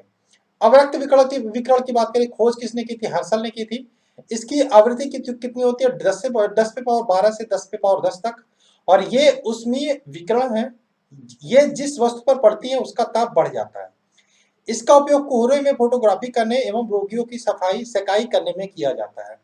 लघु रेडियो तरंगे की बात करें, जिसे या हर्ट्जियन तरंगे भी बोलते हैं, हेनरिक हर्ट्ज ने इसकी खोज की थी। परास की परिसर की बात करें, 10 पे पावर 10 से 10 पे पावर 8 तक होती है। रेडियो, टेलीविजन, टेलीफोन में इसका उपयोग किया जाता है। किसका, लघु रेडियो तरंगों का। वहीं आते हैं, अब ध्वनि तरंग की बात कर लेते हैं। हमने ध्वनि तरंग देखा, अब ध्वनि तरंग का एक स्पेशल टॉपिक है, इसमें देखते हैं। ध्वनि तरंग की बात करें, हमने देखा कि ध्वनि तरंगे अनुदैर्ध्य तरंगे होती है, लेकिन यांत्रिक, अनुदैर्ध्य यांत्रिक तरंगे एक प्रकार की। ध्वनि तरंगों की परिसर की बात करें तो इसमें 3 प्रकार से होते हैं, एक तो अपश्रव्य तरंगे पढ़ते हैं, एक तो श्रव्य तरंगे पढ़ते हैं, एक तो पराश्रव्य पढ़ते हैं। तो अपश्रव्य की बात करें, 20 हर्ट्ज से नीचे की जो आवृत्ति की तरंगे होती हैं उन्हें अपश्रव्य तरंगे बोलते हैं। इसे हमारे कान नहीं सुन सकते हैं। इस प्रकार की तरंगे बहुत बड़े आकार के स्रोतों से उत्पन्न किया जाता है। ठीक है, वही बात करें श्रव्य तरंगों की, 20,000 हर्ट्ज, 20 हर्ट्ज से 20,000 हर्ट्ज तक के बीच की जो आवृत्ति वाली तरंगे होती हैं उन्हें श्रव्य तरंगे बोलते हैं। इन तरंगों को हमारा कान सुन सकता है। वहीं पराश्रव्य तरंगों की बात करें, 20,000 हर्ट्ज, क्या है, 20,000 हर्ट्ज से ऊपर की आवृत्ति वाले तरंगों को पराश्रव्य तरंगे कहा जाता है। मनुष्य के कान इसे नहीं सुन सकता, परंतु कुछ जानवर जैसे कुत्ता हो गया, बिल्ली, चमगादड़ आदि इसे सुन सकते हैं। आगे चले, पराश्रव्य तरंगों के उपयोग की बात करें तो संकेत भेजने में, संकेत भेजने में, समुद्र की गहराई के पता लगाने में, कीमती कपड़े, वायुयान, घड़ियों के पुर्जों को साफ करने में, कल कारखाने की चिमनियों की कालिख हटाने में, दूध के अंदर के हानिकारक जीवाणुओं को नष्ट करने में और गठिया रोग के उपचार एवं मस्तिष्क के ट्यूमर का पता लगाने में हम परासर्व तरंगों का उपयोग करते हैं। ध्वनि के चाल की बात करें, ध्वनि विभिन्न माध्यमों में ध्वनि की चाल भिन्न भिन्न होती है। किसी माध्यम में ध्वनि की चाल मुख्यतः माध्यम की प्रत्यास्था तथा घनत्व पर निर्भर करती है। ध्वनि की चाल की बात करें, सबसे अधिक ठोसों में होती है, उसके बाद द्रव में, उसके बाद गैस में होती है। ध्वनि की चाल की बात करें, वायु में 332 मीटर पर सेकंड होती है, जल में 1483 मीटर पर सेकंड तथा लोहे में बात करें 2130 मीटर पर सेकंड तक होती है। जब ध्वनि एक माध्यम से दूसरे माध्यम में जाती है तो ध्वनि की चाल एवं तरंगदैर्घ्य बदल जाती है, जबकि आवृत्ति पर कोई परिवर्तन नहीं होता, आवृत्ति वही रहती है। वहीं आगे बात करें, किसी माध्यम में ध्वनि की चाल आवृत्ति पर निर्भर नहीं करती, ये ध्यान रखिएगा। विभिन्न माध्यमों में ध्वनि की चाल कितनी कितनी होती है इसको देख लेते हैं। वायु में बात किया हमने 332 मीटर पर सेकंड, हाइड्रोजन में 1269, कार्बन डाइऑक्साइड में 260, भाप में बात करें 405, अल्कोहल में 1213, वही लोहे में हमने बोला कि सबसे ज्यादा होती है 5130, ये आपका मीटर पर सेकंड है। ठीक, जल में आपका देख सकते हैं, समुद्री जल में, पारे में देख लीजिए, कांच में देख लीजिए, एल्युमिनियम में देख लीजिए। कुल मिला के ठोसों में सबसे अधिक होती है। ठीक, आगे चलें। प्रतिध्वनि की बात करें, प्रतिध्वनि क्या होता है, इसे हम इको बोलते हैं, यानी कि ध्वनि टकराकर वापस आती है उसे हम प्रतिध्वनि बोलते हैं। जब ध्वनि तरंगे किसी दूर स्थित किसी दृढ़ टावर या पहाड़ से टकराकर परावर्तित होती है तो इस प्रकार की ध्वनि को हम प्रतिध्वनि कहते हैं। प्रतिध्वनि सुनने के लिए श्रोता एवं परावर्तक के बीच न्यूनतम दूरी 17 मीटर होनी चाहिए या 16.6 मीटर की दूरी होनी चाहिए। कान पर ध्वनि का प्रभाव 1/10 सेकंड तक रहता है, ये भी ध्यान रखेंगे। और ध्वनि के अपवर्तन के कारण ध्वनि दिन की अपेक्षा रात में अधिक दूर तक सुनाई देती है, ये भी आप ध्यान रखिएगा। डॉपलर प्रभाव क्या होता है, जब किसी ध्वनि स्रोत एवं श्रोता के बीच अपेक्षिक गति होती है। आप स्टेशन पे खड़े हो, ट्रेन आ रही है तो आपके और आपके बीच अपेक्षिक गति हो रही है, तो श्रोता को ध्वनि की आवृत्ति उसकी वास्तविक आवृत्ति से अलग सुनाई पड़ती है। इसे हम डॉपलर प्रभाव या डॉपलर इफेक्ट बोलते हैं। अब हम आते हैं ऊष्मा के टॉपिक को ले लेते हैं। तो ऊष्मा वह ऊर्जा है जो एक वस्तु से दूसरी वस्तु में केवल तापांतर के कारण हस्तांतरित होती है। यदि किसी वस्तु में निहित ऊष्मा उस वस्तु के द्रव्यमान पर निर्भर करती है। ठीक, तो क्या है ऊष्मा? वह ऊर्जा है जो किसी वस्तु से दूसरी वस्तु में केवल तापांतर के कारण हस्तांतरित होती है। किसी वस्तु में निहित ऊष्मा उस वस्तु से दूसरे द्रव्यमान पर निर्भर करती है। ठीक, आगे बात करें, ऊष्मा का मात्रक जूल होता है। इसके अन्य मात्रक कौन कौन से हैं? कैलोरी, अंतर्राष्ट्रीय कैलोरी और ब्रिटिश थर्मल यूनिट, ये 3 और यूनिट प्रयोग किए जाते हैं। वही बात करें, ऊष्मा के तापमापन के लिए एक तो सेल्सियस पैमाना होता है, फारेनहाइट पैमाना होता है, केल्विन पैमाना, 3 होता है। ठीक, सेल्सियस पैमाने को डिग्री सेल्सियस ऐसे डिनोट करते हैं, फारेनहाइट सीएफ से डिनोट करते हैं, केल्विन को के से डिनोट करते हैं। अब सेल्सियस पैमाने की बात करें, इस पैमाने पर का आविष्कार स्वीडन वैज्ञानिक सेल्सियस ने किया था। ठीक, इस पैमाने का हिमांक 0 डिग्री सेंटीग्रेड और भाप बिंदु 100 डिग्री सेंटीग्रेड अंकित किया जाता है। ठीक, तथा इसके बीच की दूरी 100 बराबर भागों में बांट देते हैं, प्रत्येक भाग को 1 डिग्री सेंटीग्रेड, यानी कि न्यूनतम 0 डिग्री और इसका मैक्सिमम 100 डिग्री होता है सेल्सियस पैमाने का। ठीक, फारेनहाइट पैमाने की बात करें, इसका आविष्कार जर्मन वैज्ञानिक फारेनहाइट ने किया था। इसका हिमांक बिंदु 32 फारेनहाइट डिग्री फारेनहाइट और भाप बिंदु 212 डिग्री फारेनहाइट होता है। इनके बीच की दूरी को 180 बराबर भागों में बांट देते हैं। ठीक, केल्विन पैमाने की बात करें, इसका हिमांक 273 केल्विन और भाप बिंदु 373 केल्विन होता है और इन दोनों बिंदुओं के बीच की दूरी को 100 भागों में विभाजित किया जाता है। ठीक, आगे चले। अब यहाँ पे ये आपको संबंध याद करना है, क्योंकि अगर जो आपको डिग्री सेल्सियस को फारेनहाइट में बदलने को बोले या फिर फारेनहाइट को केल्विन में बदलने को बोले तो आपको ये पैमाना याद रखोगे, सी माइनस 0/100, F माइनस 32 बटे K माइनस 273/100, आप ये याद रखोगे, इससे आप निकाल लोगे। पारा की बात करें, पारा 39 डिग्री सेंटीग्रेड पर जमता है, अतः इसे निम्न ताप ज्ञात करने के लिए अल्कोहल तापमापी का प्रयोग किया जाता है। ठीक है, इससे निम्न ताप देखो यहाँ पे ये -39 होगा। ठीक, अल्कोहल का जो होता है वो जमता है वो -115 डिग्री सेंटीग्रेड पर, यानी कि अगर जो हमको -39 से ज्यादा कुछ ऐसा नापना हो, ठीक है, उसका तापमान मापना हो, तो हम पारे की जगह अल्कोहल का प्रयोग करते हैं। पूर्ण विकर्ण उत्तापमापी की बात करें, जब भी बात करें कि हमें किसी अधिक उच्च तापमान की वस्तु को मापना है, जैसे सूर्य का ताप मापना है, तो इसमें पूर्ण विकर्ण उत्तापमापी का प्रयोग करेंगे। इस पूर्ण विकर्ण उत्तापमापी की बात करें, इस तापमापी से दूर की वस्तु की स्थिति में दूर स्थित वस्तु का ताप को मापा जा सकता है, जैसे सूर्य का ताप। इसके द्वारा प्राय 800 डिग्री सेंटीग्रेड से ऊंचे ताप को ही मापा जाता है, इससे नीचे का ताप नहीं। ठीक, आगे चलें। ऊष्मा का संचरण की बात करें, ऊष्मा एक स्थान से दूसरे स्थान तक, ऊष्मा का एक स्थान से दूसरे स्थान तक जाने को ऊष्मा का संचरण कहते हैं। इसकी 3 विधियां होती हैं, मेनली 3 विधियां हैं। एक तो चालन होती है, एक तो संवहन होती है, एक विकिरण होती है। चालन की बात करें, चालन के द्वारा ऊष्मा एक स्थान से दूसरे स्थान तक पदार्थ के कणों को अपना स्थान परिवर्तन किए बिना पहुंचती है। तो ठोसों में बात करें, ऊष्मा का जो संचरण होता है वो चालन विधि द्वारा होता है। इसके अलावा संवहन की बात करें, इस विधि में ऊष्मा का संचरण पदार्थ कणों के स्थानांतरण के द्वारा होता है। इस प्रकार पदार्थ के कणों के स्थानांतरण से धाराएं बहती हैं, जिन्हें संवहन कहते हैं। ठीक, अब बात करें संवहन में, गैसों एवं द्रवों में ऊष्मा का संचरण जो होता है संवहन द्वारा होता है, और वायुमंडल में संवहन विधि के द्वारा ही गर्म, जो वायुमंडल हमारा होता है वो संवहन विधि के द्वारा ही गर्म होता है। विकिरण की बात करें, इस विधि में ऊष्मा गर्म वस्तु से ठंडी वस्तु के ओर बिना माध्यम की सहायता लिए बिना ट्रांसफर होती है। जैसे हम बात करें, ठीक है, ये ध्यान रखिएगा। अपेक्षिक आर्द्रता की बात करें, इसको मापने के लिए हम हाइग्रोमीटर का प्रयोग करते हैं, हाइग्रोमीटर नामक यंत्र का उपयोग करते हैं। अब हम आगे आते हैं, लाइट यानी कि प्रकाश के टॉपिक को देखते हैं। तो प्रकाश की बात करें, प्रकाश लाइट एक प्रकार की ऊर्जा होती है, एनर्जी होती है। ठीक है, और इसकी बात करें, प्रकाश की विद्युत चुंबकीय तरंगों के रूप में संचरित होती है। ठीक, क्या देखा हमने, प्रकाश ऊर्जा के ही एक रूप है, यह विद्युत चुंबकीय तरंगों के रूप में संचरित होती है, और इसका ज्ञान हमें अपने आंखों द्वारा प्राप्त होता है।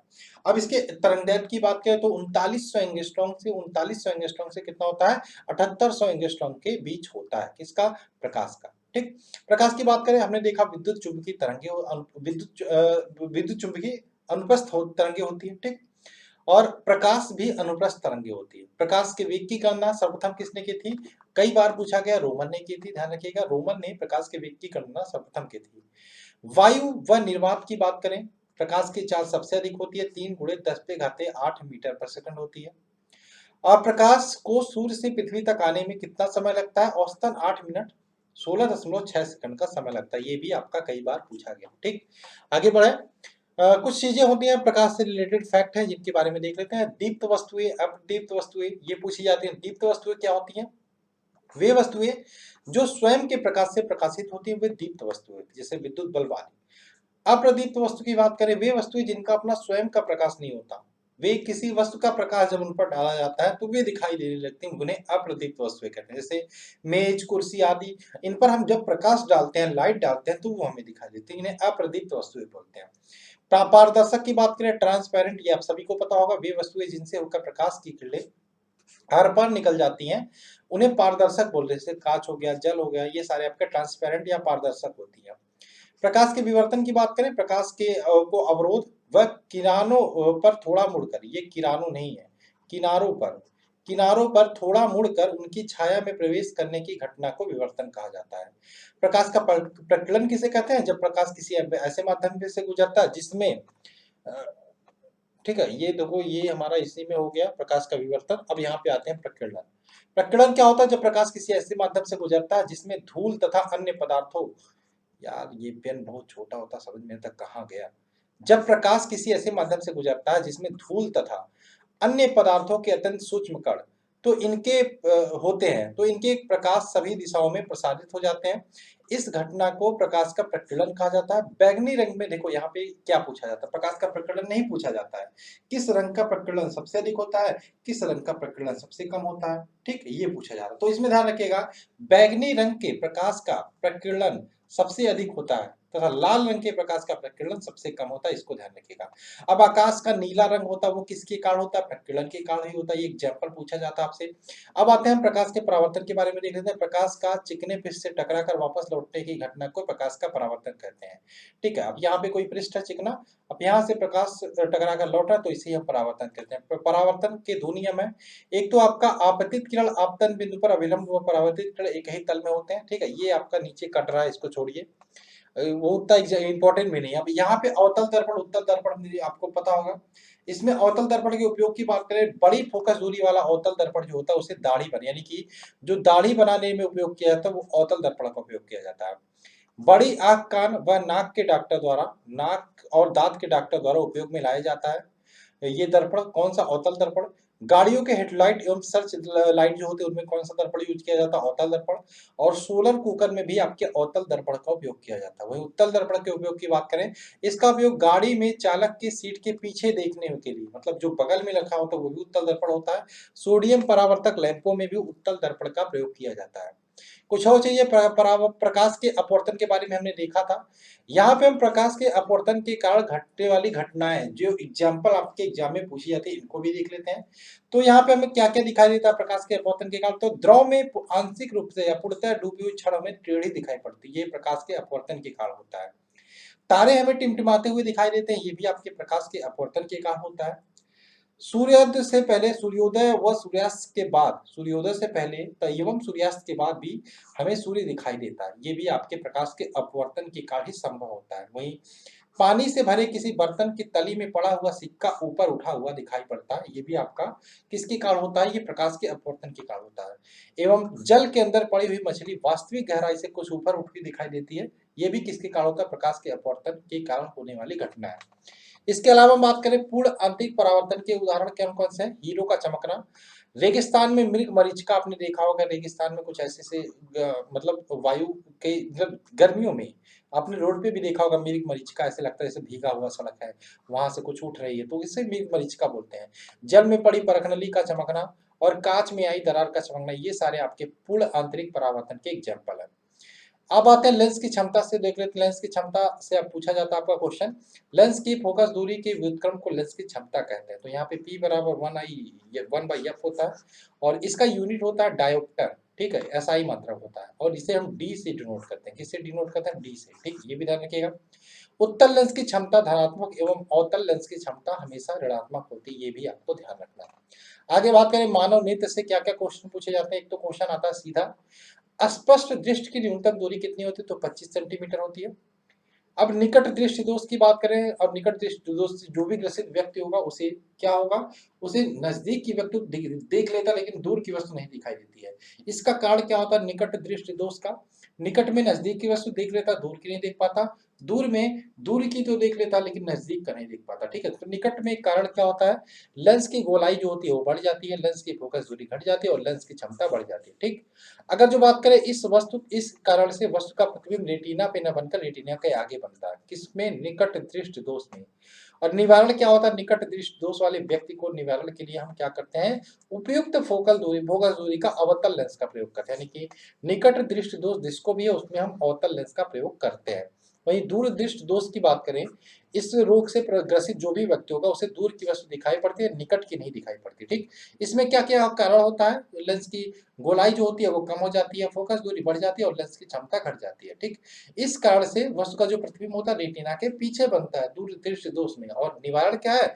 इसमें उपयुक्त फोकस दूरी का आपका उत्तल लेंस का प्रयोग किया जाता है, ठीक। एक और होता है जरा दृष्टि दोष, जिसमें वृद्धावस्था के कारण आंखों की सामंजस्य घट जाती है। इसमें दोनों दोष आपके निकल के आ जाते हैं, निकट और दूर, ठीक। आगे बढ़ बात करें, अब ये हमें बात करें, हमने जरा दृष्टि दोष के बारे में बात की, इसमें एक प्रकार की डी फोकस बाई फोकल का प्रयोग किया जाता है, इसको भी ध्यान रखिएगा। अब आते हैं स्थिर वैद्युत की बात कर लेते हैं। तो स्थिर वैद्युत में क्या है? पदार्थों को परस्पर रगड़ने पर उस पर आवेश की मात्रा संचित होती है, इसे ही स्थिर वैद्युत कहते हैं। स्थिर विद्युत में आवेश जो होता है वो स्थिर रहता है, ठीक। अब इसमें चालक अचालक के बारे में आपको पता होगा, लेकिन हम रिवीजन कर रहे हैं, लूसेंट का मास्टर वीडियो है तो उसमें हम सब कुछ देखेंगे। तो चालक क्या होता है? इसे हम कंडक्टर बोलते हैं। जिन पदार्थों से होकर विद्युत आवेश सरलता से प्रवाहित होता है उन्हें हम चालक बोलते हैं। चांदी हो गया, तांबा हो गया, एल्युमिनियम हो गया। और चालक की बात करें तो चांदी सबसे अच्छा चालक माना जाता है, दूसरे स्थान पर तांबा। लेकिन चांदी महंगा होता है इसलिए हम चांदी का यूज नहीं करते। अचालक की बात करें, जिन पदार्थों से होकर आवेश का प्रवाह नहीं होता उन्हें हम अचालक कहते हैं, जैसे लकड़ी, रबर, कागज आदि, ठीक। विद्युत सेल की बात करें, विद्युत सेल मुख्यतः दो प्रकार के होते हैं, एक प्राथमिक सेल होता है, एक द्वितीयक सेल होता है। प्राथमिक सेल की बात करें, प्राथमिक सेलों में जो संयोजित रासायनिक ऊर्जा विद्युत ऊर्जा में सीधे परिवर्तित किया जाता है और एक बार प्रयोग कर लेने के बाद यह बेकार हो जाता है। इसी में एग्जाम्पल की बात करें, voltaic cell, Leclanche cell, Daniell cell, शुष्क सेल, ये सारे आपके प्राथमिक सेल के उदाहरण है। वही द्वितीयक सेल की बात करें द्वितीयक सेल में पहले विद्युत ऊर्जा को रासायनिक ऊर्जा में, फिर रासायनिक ऊर्जा को विद्युत ऊर्जा में परिवर्तित किया जाता है और आवेशन कर इसे बार-बार प्रयोग में लाया जा सकता है। ठीक, ये द्वितीयक सेल है।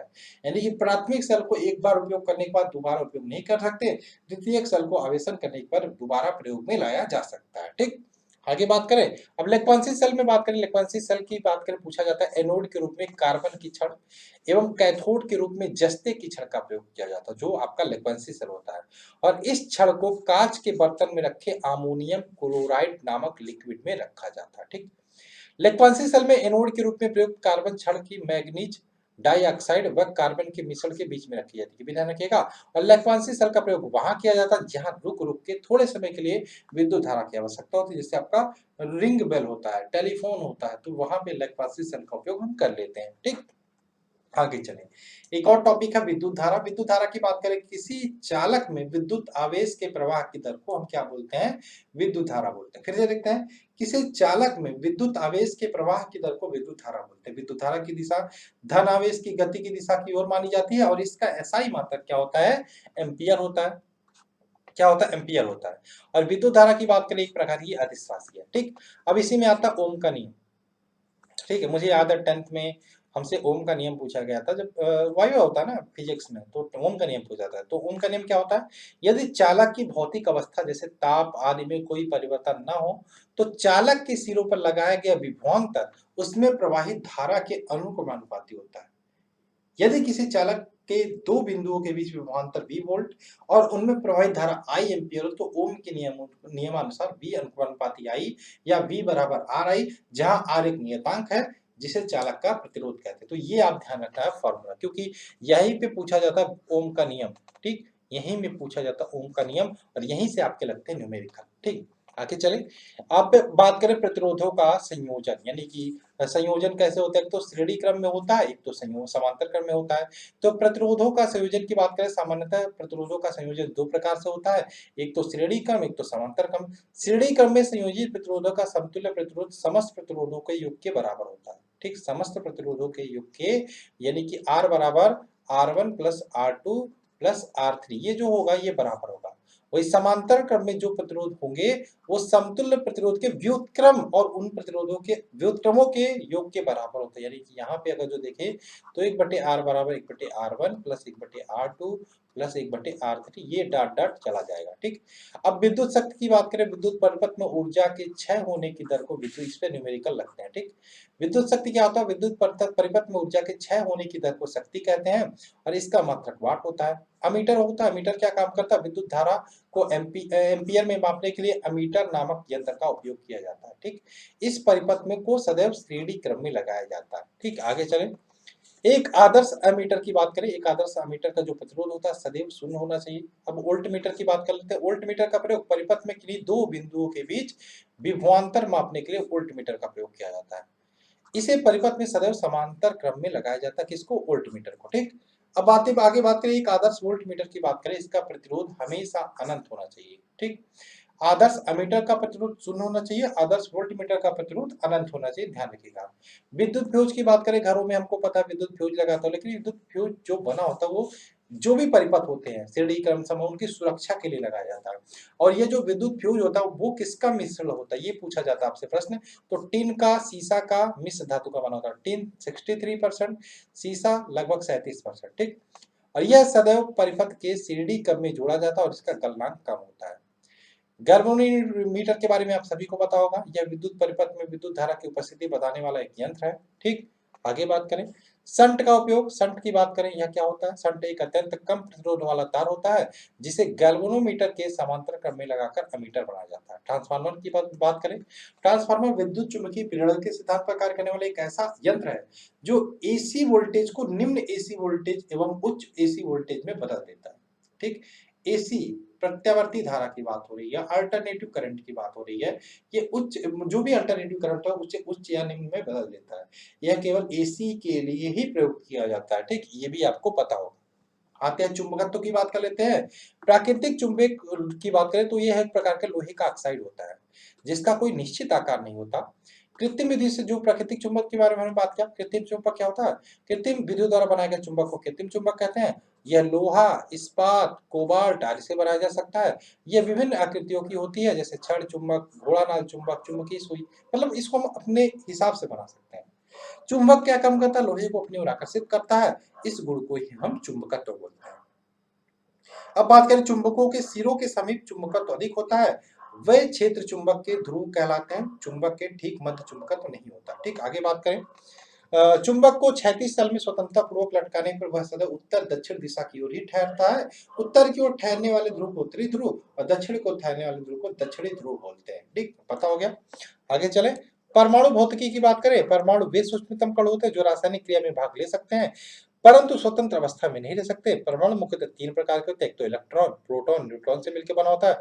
परमाणु के केंद्र के नाभिक के चारों ओर चक्कर लगाते हैं। ठीक है। अब इसमें बात करें, परमाणु में प्रोटॉन एवं इलेक्ट्रॉन की संख्या समान एवं आवेश विपरीत होते हैं, जिसके कण यह उदासीन होता है। आगे बढ़े। अब बात करें कुछ मूल कणों की विशेषता की बात करें। इलेक्ट्रॉन, प्रोटॉन, न्यूट्रॉन के बारे में हमने बात किया। तो प्रोटॉन की बात करें, खोज किसने की थी? गोल्डस्टीन ने की थी। न्यूट्रॉन की खोज किसने की थी? चैडविक ने की थी। और इलेक्ट्रॉन की खोज जे थॉमसन ने की थी।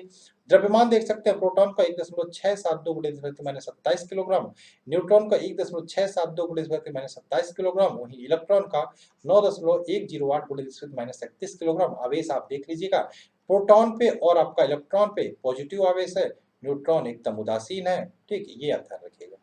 चले आगे चलते हैं। आगे चले तो हमारा यहाँ पे है एक टॉपिक, रेडियो सक्रियता। रेडियो सक्रियता की खोज किसने की थी? फ्रेंच वैज्ञानिक हेनरी बैक्यूरेल ने की थी। पी क्यूरी एवं मैरी क्यूरी ने किया था। इस खोज के लिए इन तीनों को संयुक्त रूप से नोबेल प्राइज भी दिया गया। गामा किरणें अल्फा एवं बीटा किरणें के बाद ही उत्सर्जित होती हैं। रॉबर्ट पियरे एवं उनकी पत्नी मैडम क्यूरी ने एक नए रेडियो एक्टिव तत्व की खोज की थी, जिसका नाम था रेडियम। अब रेडियम की खोज करने के बाद इनकी मृत्यु भी इसी कारण से हुई थी, क्योंकि ये एक प्रकार की रेडियो एक्टिव तत्व थी। ठीक, रेडियो सक्रियता के दौरान निकले वाले किरणों की पहचान सर्वप्रथम किसने की थी? 1902 में रदरफोर्ड नामक वैज्ञानिक ने की। और सभी प्राकृतिक रेडियो सक्रिय तत्व अल्फा बीटा गामा किरणों के उत्सर्जन के बाद अंततः सीसा में बदल जाते हैं। ठीक, आगे चले। सबसे अधिक विदन क्षमता किसमें होती है? गामा किरणों की होती है। सबसे अधिक आयरन क्षमता अल्फा किरणों की होती है। और रेडियो सक्रियता की माप जीएम काउंटर से की जाती है। किससे? GM counter. ये तीनों फैक्ट आप याद रखिएगा। सबसे अधिक विदन क्षमता गामा की होती है, आयरन क्षमता अल्फा की होती है, और रेडियो सक्रियता की माप किस में की जाती है? जीएम काउंटर में, की जाती है। ठीक, आगे बात करें। द्रव्यमान ऊर्जा संबंध। ठीक, ई बराबर mc स्क्वायर किसने की लाया था? आइंस्टीन ने लाया था। ठीक, तो 1905 में आइंस्टीन ने द्रव्यमान एवं ऊर्जा के बीच एक संबंध स्थापित किया, जिसे आपेक्षिकता का सिद्धांत कहा जाता है। इस अनुसार द्रव्यमान एवं ऊर्जा दोनों स्वतंत्र नहीं होते, बल्कि दोनों एक दूसरे से संबंधित है। प्रत्येक पदार्थ में उसके द्रव्यमान के कारण ऊर्जा भी होती है, कि यदि किसी वस्तु का द्रव्यमान m, प्रकाश का वेग c और इसका द्रव्यमान ऊर्जा संबंध क्या हो जाएगा? E बराबर mc स्क्वायर। आइंस्टीन जर्मनी में जन्मे अमेरिकी वैज्ञानिक थे। इन्हें 1921 में भौतिकी का नोबेल प्राइज मिला। कब मिला था? 1921 में। ठीक, चले आगे। अब आते हैं आगे, कुछ वैज्ञानिक उपकरण हैं। ठीक, उनके क्या उपयोग है इनके बारे में देखते हैं। तो सबसे पहले एक्यूमुलेटर की बात करें। किसके बारे में बात करेंगे? एक्यूमुलेटर की बात करें। एक्यूमुलेटर का काम करता है, इस उपकरण के द्वारा विद्युत ऊर्जा का संग्रह किया जाता है और इसका विद्युत को आवश्यकता पड़ने पर काम, यानी कि कह सकते एक प्रकार से बैटरी की तरह एक्यूमुलेटर में विद्युत ऊर्जा को संग्रह किया जाता है और काम पड़ने पर विद्युत का उपयोग किया जाता है। अल्टीमीटर क्या काम होता है? इससे का उपयोग उड़ते हुए विमान की ऊंचाई मापने में होता है। अमीटर की बात करें, विद्युत इसका उपयोग विद्युत धारा मापने में। अनिमोमीटर की बात करें, इसका उपयोग हवा की शक्ति या गति मापने में। ऑडियोमीटर की बात करें, उपकरण का ध्वनि की तीव्रता मापने में ऑडियोमीटर का उपयोग। और ऑडियो फोन आप सभी को पता होगा, इसका उपयोग लोग सुनने में सहायता लेने के लिए करते हैं। आगे बढ़े। बैरोग्राफ आप सभी को पता होगा, इसका द्वारा वायुमंडल में दाब में होने वाले परिवर्तन को मापा जाता है। बैरोमीटर वायु दाब मापने के काम में आता है। और बाइनोक्यूलर की बात करें, यह उपकरण दूर की वस्तु के दूरबीन को बाइनोक्यूलर बोलते हैं इंग्लिश में, दूर की वस्तु देखने में काम आता है। कैलिपर्स की बात करें, किसी वस्तु बेलनाकार वस्तु के अंदर तथा बाहर का व्यास मापने में वर्नियर कैलिपर्स का उपयोग किया जाता है। कार्बोरेटर की बात करें, इस उपकरण का उपयोग अंतर्दहन पेट्रोल इंजनों में होता है। इस यंत्र से पेट्रोल तथा हवा का मिश्रण बनाया जाता है। क्रोनोमीटर की बात करें, यह उपकरण जलयानों पर लगा होता है और इससे सही समय का पता लगाया जाता है। ठीक, सिनेमाटोग्राफ की बात करें, इस उपकरण से छोटी फिल्म को बड़े पर्दों पर लगातार क्रम के प्रक्षेपण यानी कि प्रोजेक्शन के लिए उपयोग किया जाता है। डायनमोमीटर की बात करें, इस यंत्र का उपयोग इंजन द्वारा उत्पन्न की गई शक्ति को मापने में होता है। फैदोमीटर की बात करें, यह यंत्र समुद्र की गहराई मापने के काम आता है। गैल्वेनोमीटर की बात करें, इस यंत्र का उपयोग छोटे विद्युत परिपथों में विद्युत धारा मापने में काम में लाया जाता है। और जाइरोस्कोप की बात करें, इस यंत्र से घूमती वस्तु की गति ज्ञात की जा सकती है। और हाइड्रोमीटर की बात करें, इस यंत्र का इस उपकरण का द्वारा द्रव की अपेक्षित घनत्व को ज्ञात किया जाता है, हाइड्रोमीटर। ठीक। हाइड्रोफोन क्या होता है? पानी के अंदर ध्वनि तरंगों की गणना करने के लिए हाइड्रोफोन का उपयोग किया जाता है। मैनोमीटर की बात करें, गैसों का दाब ज्ञात करने में इसकी मदद ली जाती है। माइक्रोस्कोप की बात करें, यह छोटी वस्तुओं को आवर्धित करके बड़ा बना देता है, अतः जिन वस्तुओं को आंखों से नहीं देखा जा सकता उन्हें इस उपकरण से देख सकते हैं। ठीक। ओडोमीटर की बात करें, ओडोमीटर यह पहिए वाली गाड़ी द्वारा चली गई दूरी मापने के काम आता है। पेरिस्कोप की बात करें, पनडुब्बियों में उपयोग होने वाला ऐसा उपकरण जिसकी सहायता से पानी में डूबे हुए और पेरिस्कोप पनडुब्बियों में उपयोग होने वाला एक ऐसा उपकरण जिसकी सहायता से पानी में डूबे हुए पानी को देखो पेरिस्कोप क्या होता है, सिंपल सा मैं समझाने की कोशिश करता हूँ। ये आपकी पनडुब्बी है, तो पेरिस्कोप कुछ ऐसा निकलेगा ऊपर और पानी में रहेगा पनडुब्बी, और ये आपका पेरिस्कोप ऐसे ऊपर निकल के पानी के देखेगा इधर उधर कौन है, तो इसे हम पेरिस्कोप बोलते हैं। ठीक। पायरोमीटर क्या होता है? यह दूर की वस्तुओं को ताप ज्ञात करने में इस यंत्र का उपयोग किया जाता है, पायरोमीटर। रडार, रडार की बात करें, यह यंत्र अंतरिक्ष में आने जाने वाले वस्तुओं की संसूचन और उनकी स्थिति ज्ञात करने में उपयोग आता है। रेन गेज की बात करें, वर्षा नापने की यंत्र है, उपकरण है। सिस्मोग्राफ, भूकंप का पता लगाने वाला उपकरण। स्ट्रोबोस्कोप की बात करें, आवर्तित गति से घूमने वाली वस्तुओं की चाल को इस उपकरण की सहायता से ज्ञात करते हैं।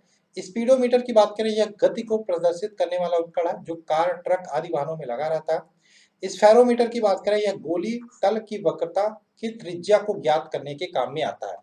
इसके अलावा विस्कोमीटर की बात करें, यह द्रव की श्यानता ज्ञात करने के काम में आने वाला उपकरण है। टेलीस्कोप की बात करें, इस उपकरण की सहायता से दूर की वस्तु को स्पष्ट देखा जा सकता है। टैकोमीटर की बात करें, यह वायुयानों तथा मोटर नाव की गति को नापने वाला उपकरण है। इसके अलावा प्रमुख भौतिक संबंधी महत्वपूर्ण खोजों को देख लेते हैं। वर्ष उतना इंपॉर्टेंट नहीं है, लेकिन खोज इंपॉर्टेंट है। परमाणु की खोज किसने की थी? जॉन डाल्टन ने। परमाणु संरचना की खोज किसने की थी? नील बोहर और रदरफोर्ड ने। गति विषयक नियम किसने दिया था? न्यूटन ने। रेडियो सक्रियता की खोज, रेडियो एक्टिविटी की खोज हेनरी बैक्यूरेल ने। रेडियम की खोज किसने की थी? मैडम क्यूरी ने की थी रेडियम की खोज। इसके अलावा सापेक्षिकता के सिद्धांत की बात करें, अल्बर्ट आइंस्टीन ने की थी। और विद्युत चुंबकीय प्रेरण की सिद्धांत की खोज माइकल फैराडे ने की। वही रमन प्रभाव की खोज सीवी रमन ने की थी। एक्स किलो की खोज विलियम रॉन्जन ने। क्वांटम सिद्धांत की खोज मैक्स प्लांक ने। विद्युत प्रकाश प्रभाव की खोज अल्बर्ट आइंस्टीन ने। विद्युत आकर्षण नियम की खोज की थी कूलम ने। फोटोग्राफी धातु में जे निप्से। फोटोग्राफी कागज में डब्ल्यू फॉक्स टॉलबॉट। और फोटोग्राफी फिल्म में जॉन कॉर्बेट ने। और आवर्त सारणी की खोज की थी मैंडलिफ ने। कब की थी? 1869 में। इसके अलावा विद्युत प्रतिरोध के नियम को किसने दिया था? ओम ने। तैरने के नियम को आर्किमिडीज ने। तापायनिक उत्सर्जन को एडिसन ने। डायोड बल्ब की बात करें, सर जी.एस. फ्लेमिंग ने। इसके अलावा ट्रायोड बल्ब की बात करें, डॉक्टर लीडी फॉरेस्ट ने। और नाभिकीय रिएक्टर की बात करें, एनरिको फर्मी ने। विद्युत अपघटन के नियम को दिया था फैराडे ने। और बेतार के तार को का आविष्कार किया था मार्कोनी ने। ठीक। इसके अलावा इतने ही क्वेश्चन थे, बस ये हमने देख लिया लास्ट, ये आपका फिजिक्स का खत्म हुआ। आई होप आप सभी को चीजें समझ में आई होंगी। मैं जो बताना चाहता था, मैं जो समझाना चाहता था, एक ही वीडियो में आपका लूसेंट का मास्टर वीडियो खत्म हुआ। अब देखो कुछ चीजें हैं जिनके बारे में हम बात करना चाहेंगे। स्टार्टिंग में मैंने बात किया स्टैटिक जीके का हमारा कंप्लीट पीडीएफ है, मैथ का 500 क्वेश्चन का गेस्ट पेपर है, और ये आपका सामान्य विज्ञान पीडीएफ है। इनके लिंक डिस्क्रिप्शन में मिलेगी।